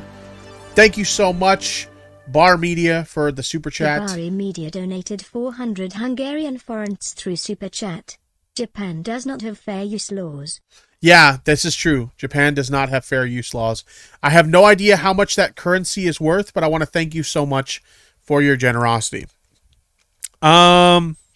So they reached out via Discord. Fitzpatrick said the content not only apologized for a situation not being addressed sooner, but divulged a prior conflict between YouTube and Toei regarding his video's fair use status. Interesting. Not going to lie, hearing a human voice that felt both sincerely eager to help and understanding of this impossible situation felt like a weight lifted off my shoulders, Fitzpatrick said. Fitzpatrick only first learned of the copyright issue on December 2020 after Toei marked 150 of his videos with copyright strike violations. I think they mean 2021. But that was only the tip of the iceberg. According to Fitzpatrick's YouTube contact, the animation company then contacted YouTube directly, upping those 150 strikes to full takedown notices before emailing Fitzpatrick. These are requests to YouTube not to block my content, but to delete videos off my channel, which likely would result in the termination of my account, he said, and that's bad. According to Fitzpatrick, YouTube decided not to honor Toei's removal requests because that would violate the platform's fair use copyright policy. Instead, YouTube asked Toei to provide further justification for his channel receiving the takedown notices. But rather than providing YouTube with evidence, Fitzpatrick says Toei used the website's automated reporting tools to manually claim and block more than 150 of his videos. The following week, a game of phone tag ensued between Toei, the Japanese YouTube team, the American YouTube team, Fitzpatrick's YouTube contact, and himself to reach some sort of understanding regarding his copyright situation. Toei ended up providing a new list of 86 videos of the original 150 or so that the company deemed should not remain on YouTube, a move Fitzpatrick described as baffling and inconsistent. Toei, he concludes, has no idea of the meaning of fair use or the rule the company wants creators to abide by. Contained in this list was frankly the most arbitrary assortment of videos that I had ever seen, he said. It honestly appeared as if someone chose videos at random, as if chucking darts at a dartboard. Jesus. That's ridiculous. Although Fitzpatrick gained control of his videos, he wasn't out of the woods yet. If Toei filed a lawsuit against him in Japan with its less robust interpretation of fair use, it's likely he could lose, which is where YouTube's new legal innovation comes in. YouTube's new copyright rule allows for owners like Toei to have videos removed from, say, Japan's YouTube site, but said videos will remain up in other territories as long as they fall under the country's fair use policies. To have videos removed, from places with more allowances for fair use, companies would have to argue their case following the copyright laws of those territories. And YouTube's kind of taking a big risk with this move here, because one of the things that YouTube gets by providing copyright tools like this is safe harbor from copyright law. Basically, it's saying that they're not legally held liable for copyright material on their platform as long as they provide a means for copyright holders to be able to take that stuff down or a way to monetize said content. So for YouTube to take this move, they're actually taking a huge risk at the benefit of creators. A rare decision on YouTube's part. Toward the end of his video update, Fitzpatrick laments that Toei's hostile actions leave a lot of collaborative opportunities on the table without proper consideration. Similarly to how video games have embraced the online sphere, I sincerely believe that a collaborative or symbiotic relationship between online creators and copyright owners is not only more than possible, but would likely work extremely well for both sides if they're open for it. By the way, Kim G, thank you for the membership. I appreciate that. So there you have it. Big news for creators, especially creators who create anime content, which is where I see a lot of this being like super beneficial. So good on, Totally Not Mark for continuing to push this issue, because it kind of gave YouTube the kick in the pants to do something that benefits creators. Major props to him for that. Now, I just mentioned an anime related topic, and I have another one. Seeing stuff like what's going on with Totally Not Mark and, what's going on with the person we're about to talk about now.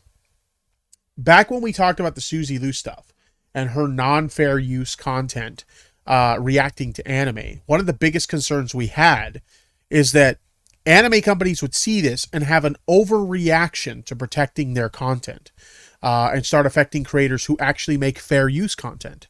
And it looks like that's what's happening. Our worst fears are coming to reality right now. Let me bring your attention to this situation that I tweeted about earlier today. I tweeted, this creator is being threatened with legal action by an anime company for fair use anime content.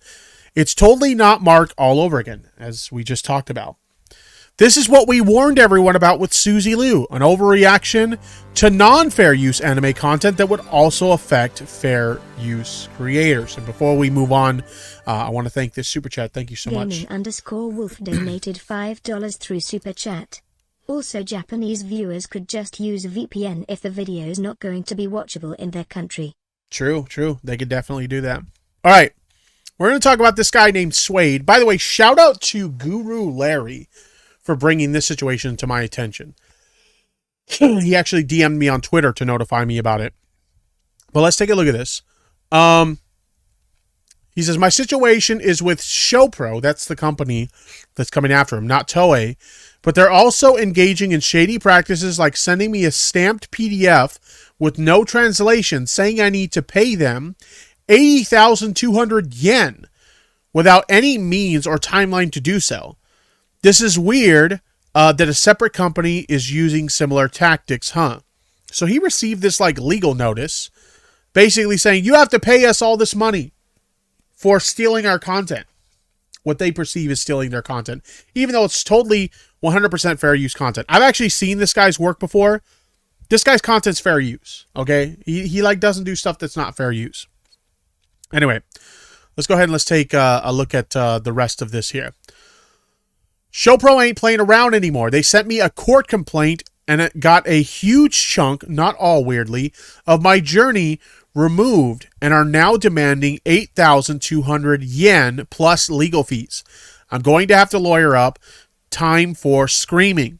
So many lawyers, local lawyers, international lawyers, Japanese lawyers in New Zealand lawyers in Japan, lawyers specializing in IP that aren't equipped for international law, lawyers specializing in international that don't do IP. Time for more screaming. Yeah, when you're dealing with like international lawsuits like this, shit gets extremely complicated and expensive. So, holy crap, I feel really bad for this guy. On top of that, he posted this update yesterday. Oh, your YouTube account will be disabled in 7 days. Even more worse, he didn't see this email until 4 days after it was sent.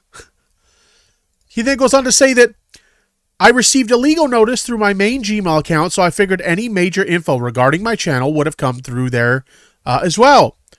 I guess I was a clown for that. It was so hectic, I forgot to even check my other account. So his channel's at risk as well. So apparently what he's doing right now is he's trying to reach out to Totally Not Mark so he could get the same arrangement that he got to help him with the Toei situation. So I wish this guy the best. Hopefully this all works out for him. But holy crap, man. These anime companies are not playing.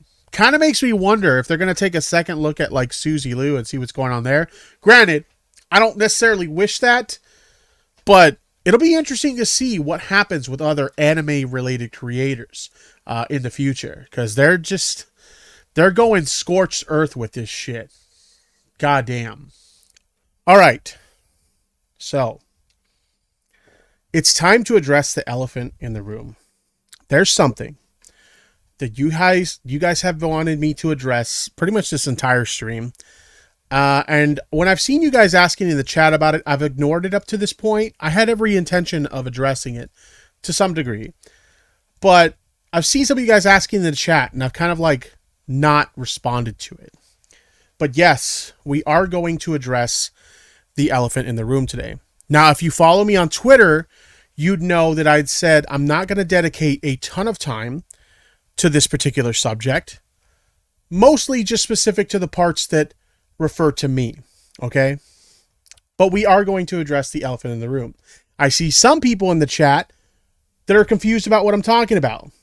So for those of you guys who are confused, let me go ahead and show you. There was a video by a content creator known as Technicals that the commentary community has been patiently waiting for. And that video has arrived today. The Commentary Double Standard by Technicals. Now, to give you guys a little bit of backstory about this, because I didn't talk about this on my channel, I've shared my opinions on this situation on Twitter, but honestly, I didn't really want to talk about this subject, and the only reason, in fact, that we're talking about it today is because I was mentioned in this video. So, we're not going to go over the whole video, but I'm going to give you guys my brief thoughts on the video as a whole, and then I'm going to specifically address the parts that pertain to me, okay? But to give you guys a little bit of the backstory of the situation, Technicals does a video in defense of this guy in the Smash community called Zero. He had some Me Too allegations come out against him. Some very serious allegations. One of those allegations being that he asked a 14-year-old girl to masturbate with an ice cube for him. That's a thing that happened. Really, really gross stuff. But anyway, he put up a video in defense of this guy. And some of the people in our community disagreed with him on this take. Now, there was a sort of heated discussion that took place on Augie's show, RFC After Hours. And, you know, they disagreed or whatever. But at the end of it, it was mostly civil. They just kind of came to a agree to disagree. Congratulations, Technicals, on getting such good views on the video, stuff like that. So it should have been done right there. Okay, we don't agree with your take on this video, but we still respect you as a creator. Moving on, right? But it didn't happen that way. Unfortunately, what happened was, I guess Technicals was upset by so many people still disagreeing with him, where he kept the argument going. And it devolved into this, I guess you could say, some people have referred to it as the commentary civil war, where various people in the commentary community started fighting with each other over this situation. And he kept like teasing this video that he was going to release. And this is the video here. Now, before I address the parts that pertain to me, because again, that's really all I'm going to address, I'll give you a brief summary of my thoughts on this video. My personal opinion, this video is not very good.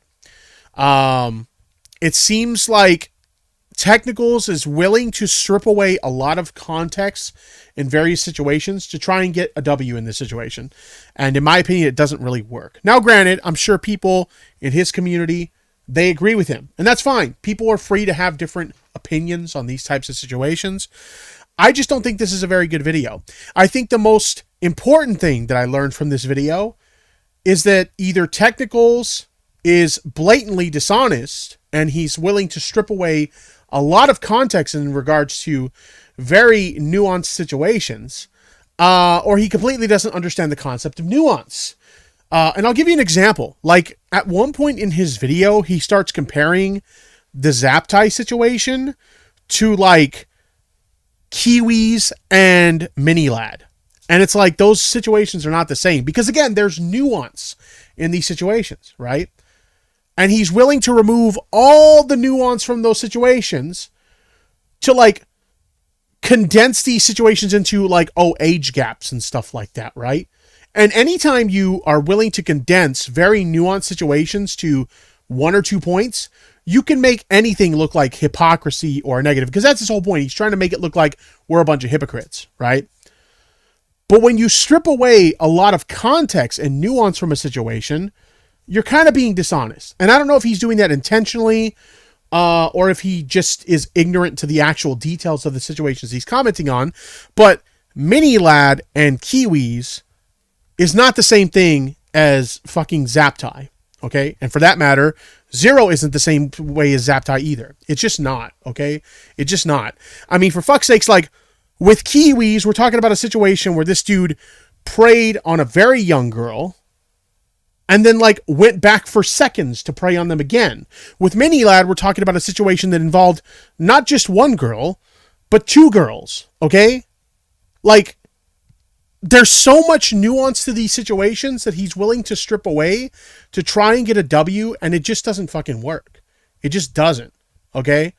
So that's the biggest takeaway from this situation for me, is that he's either blatantly dishonest and stripping away this context intentionally, or he's just ignorant and doesn't know the details of the situations he's commenting on. I think the only thing he said in this entire video that I agreed with is I think he made a good point against John Swan in regards to the whole Pie Man situation. Now, I'm not going to elaborate on that situation. If you want to know more, there's plenty of videos out there that you can look up that have the details on that. My understanding is that Pie Man isn't happy about the fact that this was brought up. At least that's what I was told. Pie Man could clarify that if they happen to see this and they want to clarify in the comments, or maybe they're watching this live and they want to clarify in the chat. They're welcome to do so. But from what I've been told, Pie Man's not happy about the fact that this was brought up. Pie Man doesn't like the fact that this gets brought up occasionally. But that said, it was a good point against John Swan. Okay. But that's the one point I'll give Technicals, because the rest of the video just wasn't very good in my opinion. But that's just kind of like a summary of my thoughts on the video as a whole. I don't want to dedicate a ton of time to this. So I decided to clip out some points that involve me, because again, the only reason I'm talking about this at all, because I haven't done videos about the Zero situation in regards to Technicals and his feud with the other guys in the commentary community. I haven't done any videos about this. I've kind of left my opinions on this on social media, right? Twitter, more specifically. But I haven't done any videos in relation to this situation between Technicals and the commentary community and their disagreement about Zero. Okay? So I wasn't going to talk about this video at all when it dropped, but I did get mentioned a few times in this video. So that's why we're talking about it. So I'm going to specifically address the points in relationship to me, and I'm going to respond to them. So here's a little video that I compiled of all the clips where I get mentioned, and I'm going to address them. So without further ado, let's start here. So we have no child porn involved. Zero. And this is in relation to Zaptai. Okay. So we have no child porn involved. Zero. Despite this harsh reality, Nick, Augustus, and Tipster are still brave enough to stand by Zaptai. And to that I say, nuclear ass take. Here's the thing. In regards to that, I still stand by Zaptai. I still stand by Zaptai. I don't think Zaptai's a bad guy. I don't think Zaptai is a sexual predator. I don't think he's a pedophile or anything like that. I think Zaptai did something stupid in the fact that he didn't verify the age of somebody he was talking to. Because if you don't know the Zaptai situation, just to kind of sum it up, Zaptai was in a sort of online relationship with someone who lied to him about their age. Okay? That's what happened. They lied to him about their age. And then, like, as time went on, he found out they weren't truthful about their age. And then he split. He walked. Okay? Now, Zaptai himself will tell you that what he did was wrong and it shouldn't have happened. But I don't think that makes Zaptai a fucking criminal. I don't think that makes Zaptai a pedophile or some kind of predator or anything like that. I don't. Okay? So I still, while Technicals is trying to shame me here for standing by Zaptai, I still to this day stand by Zaptai. I think he made a mistake when he was a much smaller creator, because you have to remember a lot of this happened when he was a smaller creator as well, inexperienced in this area, right? He made a stupid fucking mistake. He owns that stupid fucking mistake. And he's trying to, like, move on from it. I just think it's kind of fucked up that, like, this is someone that Technicals, I don't know if I would necessarily say him and Zaptai were friends, but they were friendly before all this happened.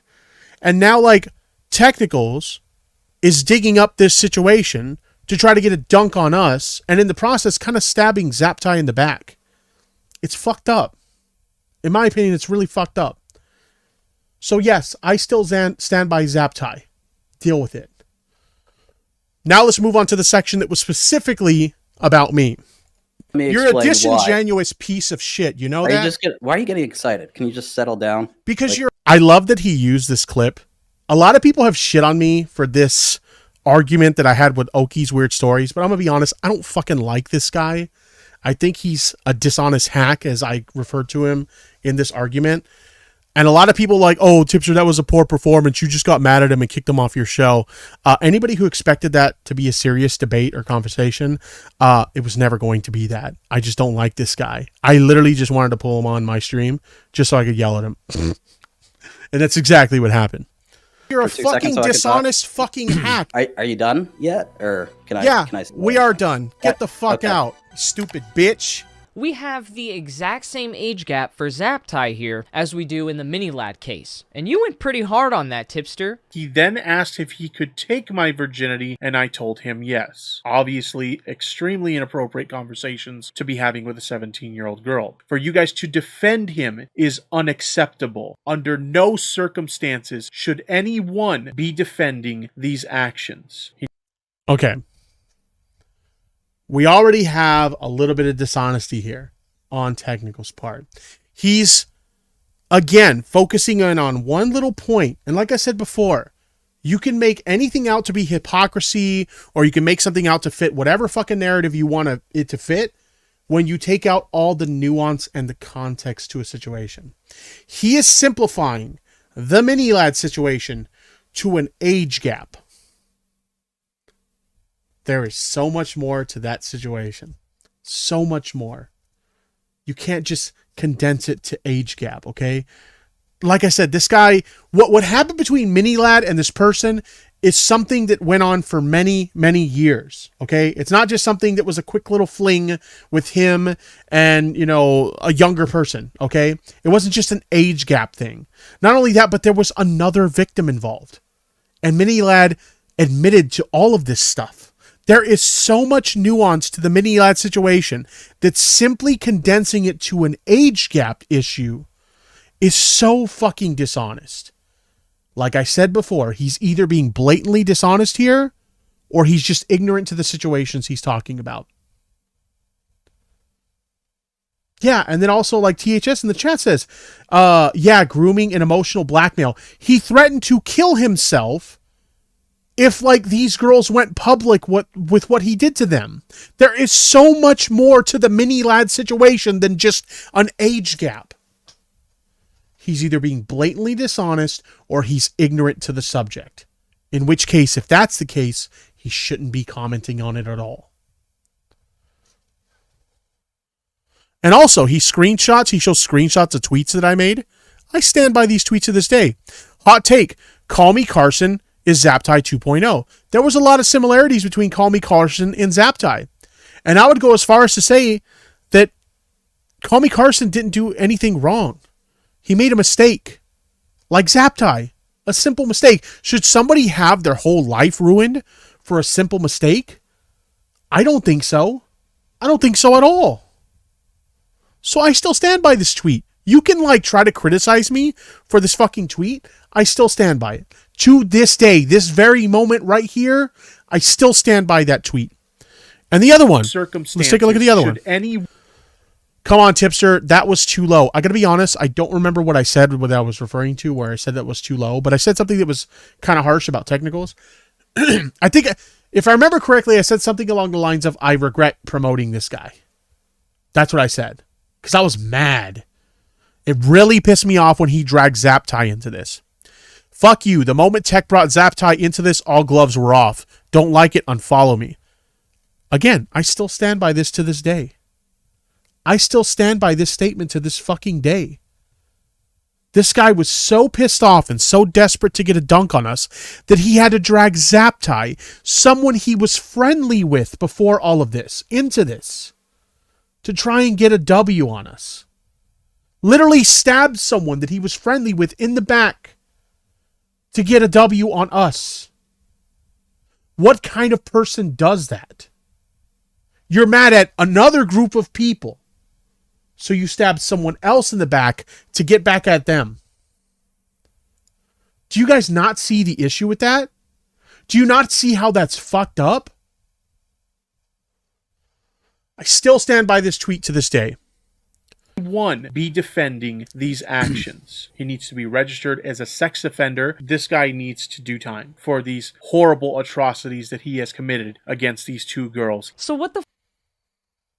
And again, I still stand by my statements about Mini-Lad. The fact that that guy's not in jail to this day amazes me. Fuck is this? I stand with Bigby? That's a pretty... Yeah, I do. Stay mad. Hefty turnaround, don't you think? If you guys actually called each other out on your bullshit, then I'd imagine you would have done that already. This guy was a part of our friend circle. He knows we call each other out all the time. For fuck's sakes, when we disagreed with his take on Zero, we called him out.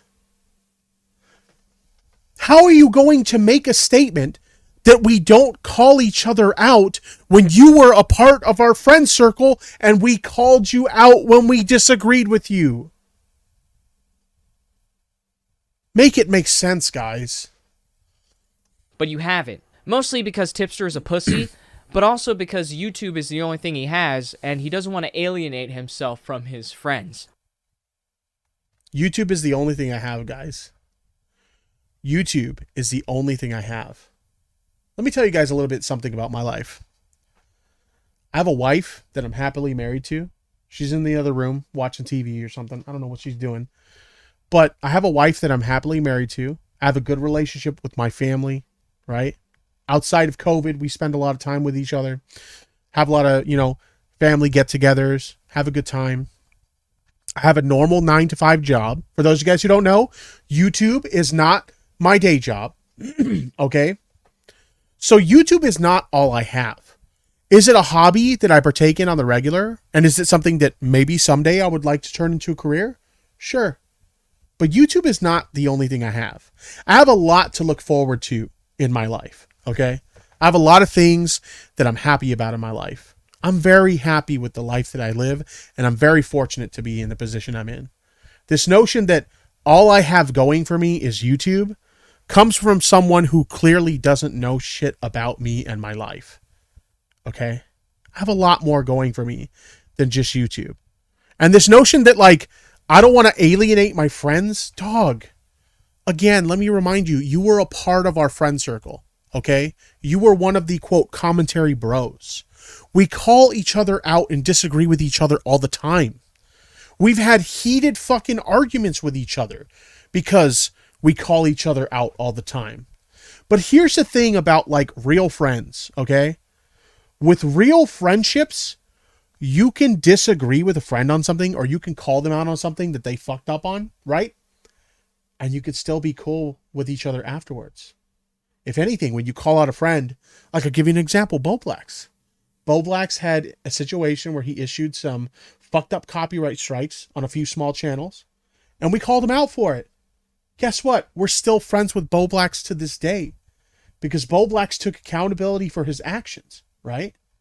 Boblax took accountability for his actions, and we moved on. Boblax accepted it for what it was. My friends were holding me accountable, which is exactly what we did, right?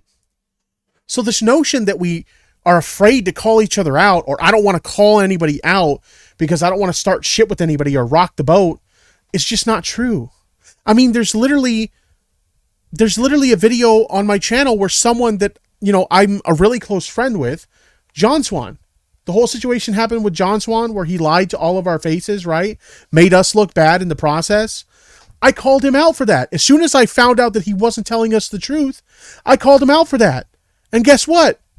Once the dust settled and he apologized to us, we're friends with John Swan to this day. I am still friends with John Swan. So this notion that I'm not going to call anybody out because I don't want to rock the boat is just not true. It's never been true. But mostly it's because he's a pussy. Oh shit, we're fucking live. Hey guys, Tipster here, and before I deactivate my Twitter account... Okay, I gotta be honest. His little impersonation of me is kind of funny. It's kind of funny. Anyway, let's continue. Oh shit, we're fucking live. Hey guys, Tipster here, and before I deactivate my Twitter account after another emotional breakdown, my wife doesn't like it when you guys... Okay, before we continue on to the comment that he makes about my wife, which admittedly kind of pissed me off, I'm gonna be honest, he bitched about me blocking him earlier today, and the comment about my wife, and also dragging a friend into this that has nothing to do with this, are what earned him the block. So if anybody was wondering why I blocked technicals, that's why. But I want to address this comment he says about me having mental breakdowns and deactivating my Twitter. I own this one. I 100% own this one, okay? I'm not going to use my mental health as an excuse for me kind of having those mental breakdowns or whatever, but it does tie into my mental health. I own the fact that I didn't handle those situations very well. But to explain what was going on, last year was not the best year for my mental health. And as a result of that, I got into some fights on Twitter that I probably shouldn't have had, which resulted in some mental breakdowns that I probably shouldn't have had publicly. Desire, or however you pronounce that, thank you for the super chat. Let me go ahead and redress this real quick. Desire donated $3 through super chat. Late to the stream, but finally got to join one. Thank you so much for the super chat. I appreciate it. But yeah, I last year was a bad year for my mental health. There was a lot of things going on. There was a lot of emotional stuff that I was dealing with that kind of had me in not a great headspace. But the thing is, like, again, I'm not making excuses for myself, because I should have disconnected and got whatever help I needed to deal with my mental health problems in order to prevent those kind of things from happening. But I didn't. And I'm worthy of criticism for that. I can 100% own that I'm worthy of criticism for that. Okay. When I would deactivate, that was my way of stepping away. I realized that the situation was only going to get worse if I continued to stay on Twitter. So I would deactivate and I'd walk away for a while, whether it was a day, whether it was a couple days, whether it was a week, whatever it took. I'd deactivate for a while and I would just walk away. But there was better ways to handle that. And I could admit that. Like 100%, I could have easily just, completely disconnected from the internet for a while and did whatever I had to do to get my mental health in check. And I didn't do that. So I can own that. 100%. I can own that I should have handled my mental health stuff better. And actually, it's funny that this comes up in this video, because literally I reached out to Turkey Tom last night, and he can vouch this for me. Literally last night, because he was one of the people who was like the most critical of me whenever I would have these emotional breakdowns on Twitter. And I reached out to him last night to let him know, like, hey, dude, I want to thank you for the criticism you gave me for a lot of the Twitter meltdowns I had. Because at the time I thought you were just being a dick, but you kind of gave me the kick in the pants that I needed to get the help I need. And kind of see my doctor and come up with a plan for dealing with my mental health issues, which is why I haven't had any of those breakdowns recently. But yeah, I thanked Tom for that. At the time, I thought he was just being a dick, but he was one of the people that helped me kind of get my ass in gear and get the help I needed to deal with my mental health problems. ODST, thank you for the super chat. ODST Productions donated $2 through super chat. Is he wearing a Sonju necklace? Oh man. It looks like it's tails. I think he wore that in a previous video as well. But anyway, I do think it's kind of shit that he kind of like pokes fun at my mental health, which everybody knows I deal with mental health stuff. But again, I'm not making excuses for myself. I could have handled my mental health stuff better instead of having meltdowns on Twitter. And as a result of the criticism of Tom and others, I'm doing that now. I decided this year in 2022, I don't want to have meltdowns like that again. So I'm doing what I need to do to address my mental health problems and prevent that.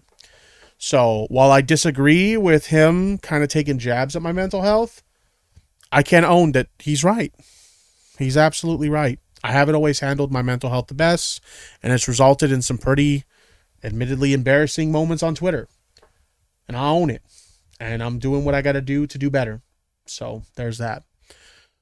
Now on to the next point. You guys point out I'm flirting with girls online, so I'd appreciate it if you'd stop it. Okay, I actually want to rewind it a little bit so we could hear that part better. Tipster here, and before I deactivate my Twitter account after another emotional breakdown, my wife doesn't like it when you guys point out I'm flirting with girls online, so I'd appreciate it if you'd stop it. That part actually pissed me off. Anybody who knows me knows that I hate when people drag my wife into shit.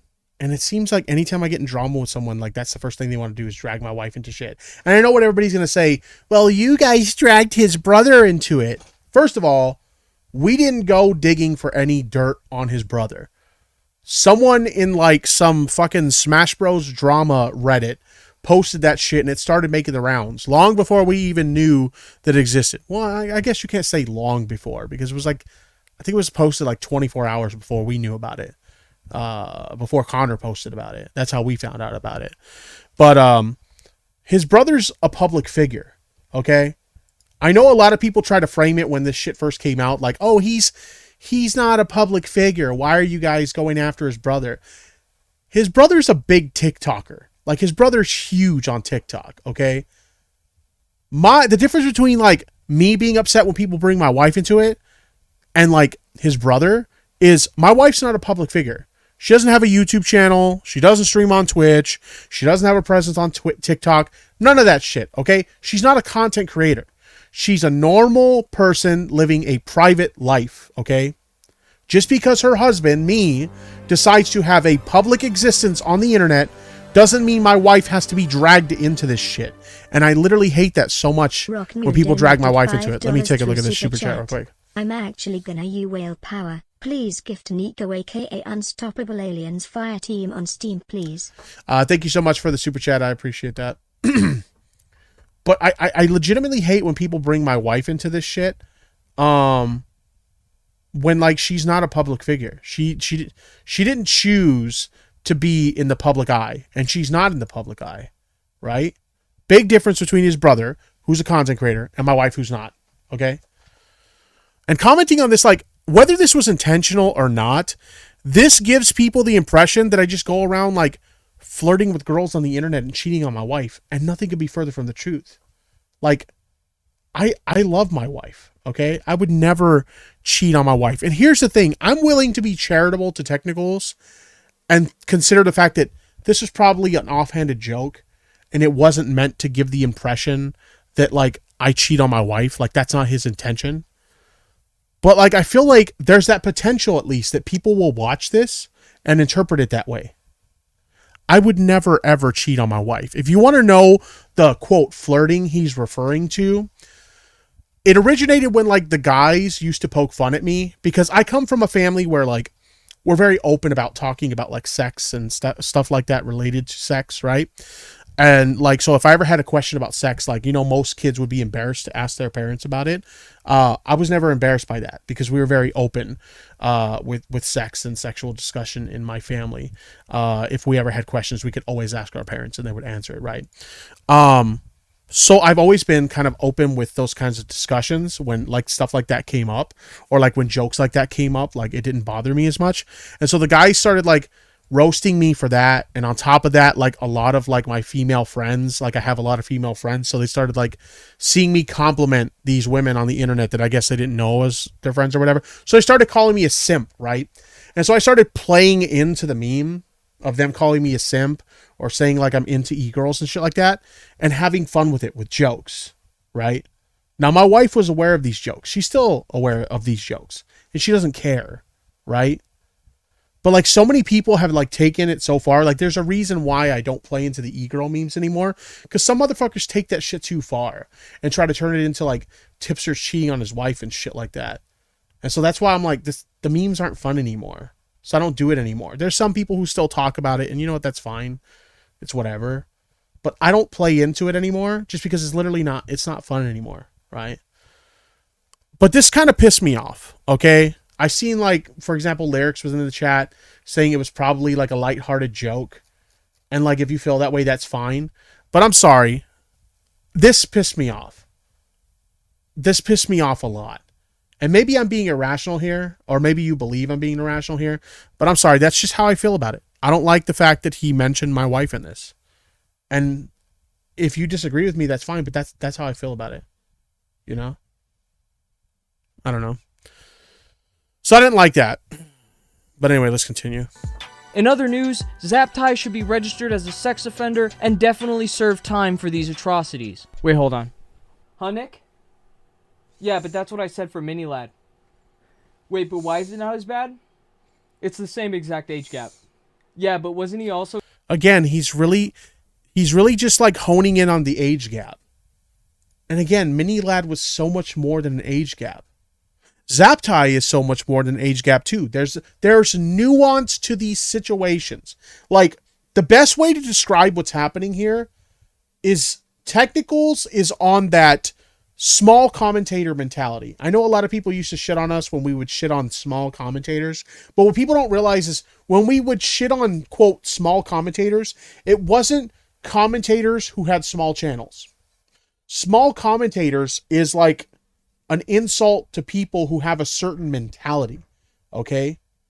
And like one of the things that a lot of these like small commentators will do is they'll remove all nuance from a situation to try and like get a a fucking, like, be able to make a dig on someone and call them a hypocrite, okay? There's nuance to situations, okay? It's so much more than just, oh, there's an age gap, and the age gap is the same between these two situations. So if you're defending one but not the other, you're a hypocrite.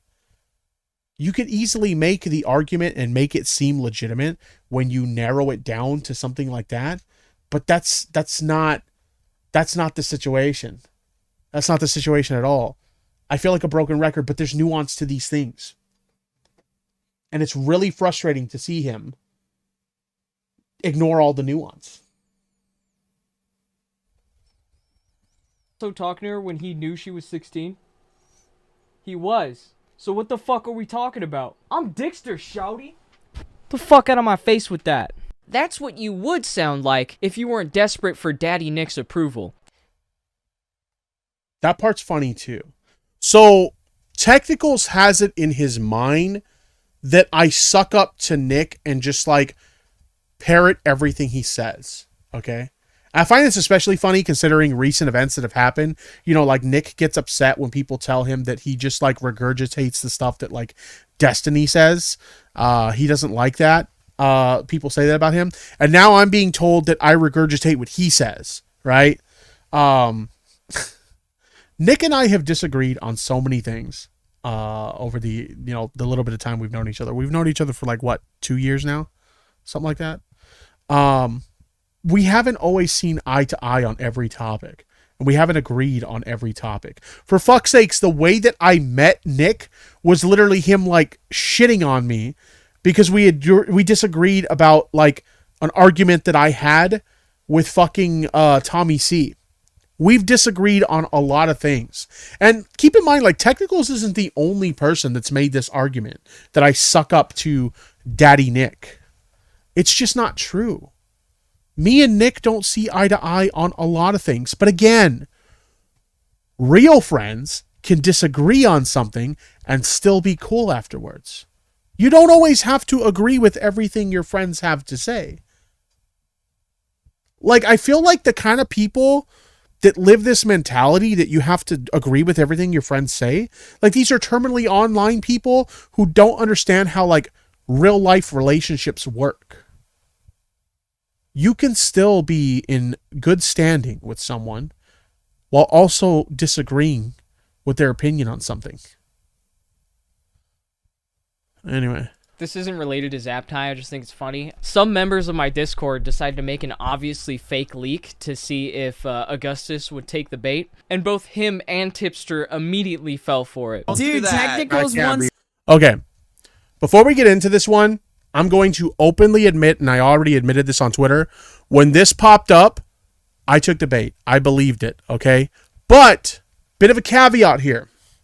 When you listen to this clip, you can clearly hear me in the background while Augie's commenting on this saying that can't be real. I will admit that personally, me on the inside, my personal view on this, I thought it was real, okay? But when I was publicly commenting on it, I'm saying on Augie's stream here, that can't be real.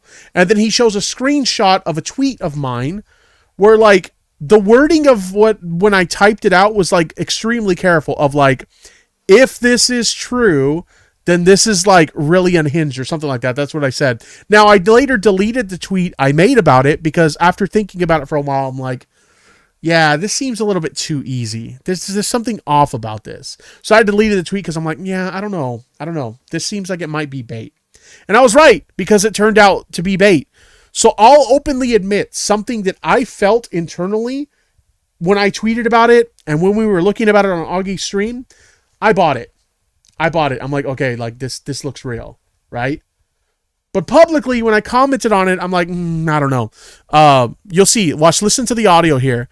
You can literally hear me with Augie say, I don't know if that's real. My Discord decided to make an obviously fake leak to see if Augustus would take the bait, and both him and Tipster immediately fell for it. Dude, Technicals wants people to become... I said that can't be real. More specifically, that's what I said. Did you hear it? That can't be real.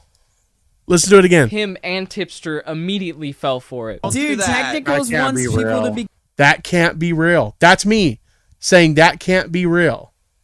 Now, again, internally in my mind, I will admit, I have no problem admitting I bought it. I took the bait, right? But still, I'm like, that can't be real. Become mods to join my Discord. Please respond. I'm gonna own them. That's a really bad fucking... Okay, so here's my tweet. No way. If this is true, dude is unhinged. So again, my public comments are on it are if this is true, right? But in fairness, I can admit internally my own thoughts. I thought this was true. And again, I later thought about it a little bit and I'm like, you know what? This just seems too easy. Like this seems like bait.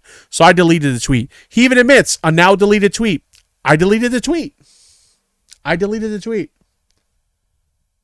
But yeah, I can admit it. I took the bait. And Tipster immediately fell for it. Dude, Technicals wants people to become mods to join my Discord. Please respond. I'm gonna own them. That's a really bad fucking look, dude. Holy. So he says Tipster still talking. That's a really bad fucking look. Dude, he's desperate. His video's gonna be shit. Like the fuck out of that tweet and spread it. Arizona tipped 5. Hey, man, you gotta remember that it may be impersonating Tech. Don't be desperate, man. No, they confirmed that it's his actual Discord. Job well done, guys. Great job. So again, I can admit to you guys, like, again, I'm one of those people that I own up to my shit, right? When I get something wrong. Internally, in my own mind, I believed it was true. I took the bait and I fell for it, okay?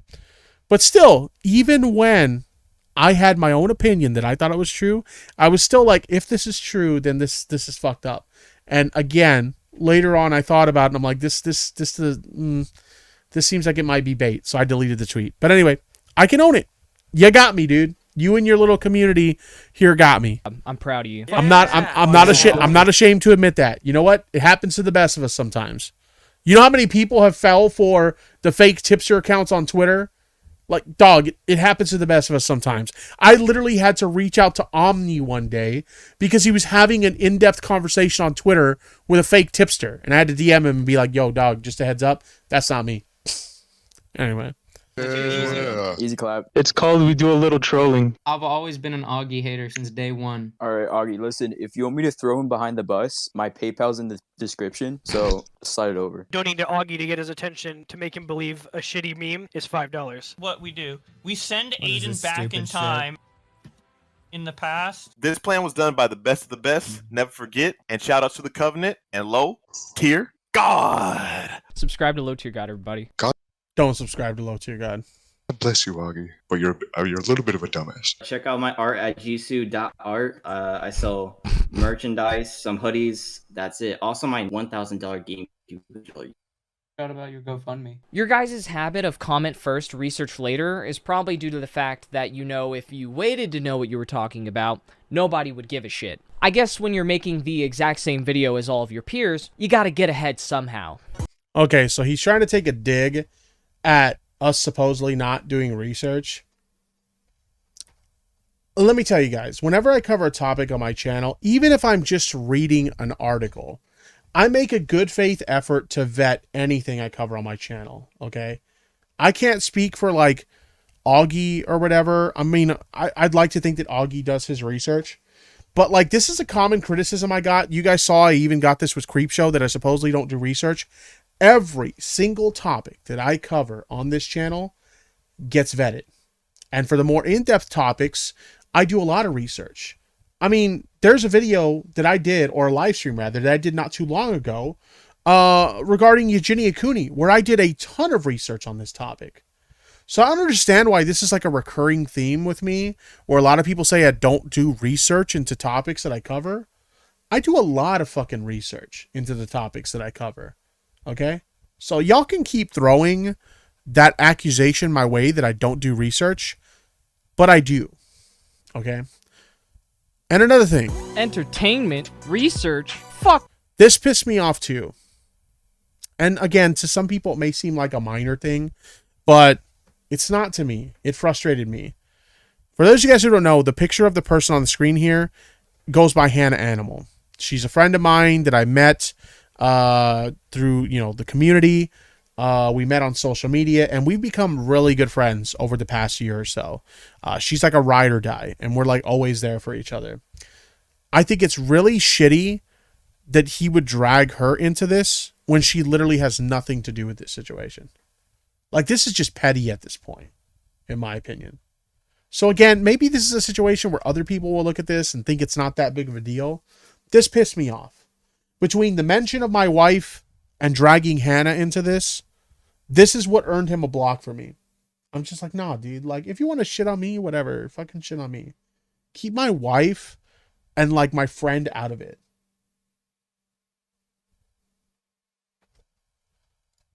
That nigga, I'm Dixter. I'm about to hit this algorithm right quick.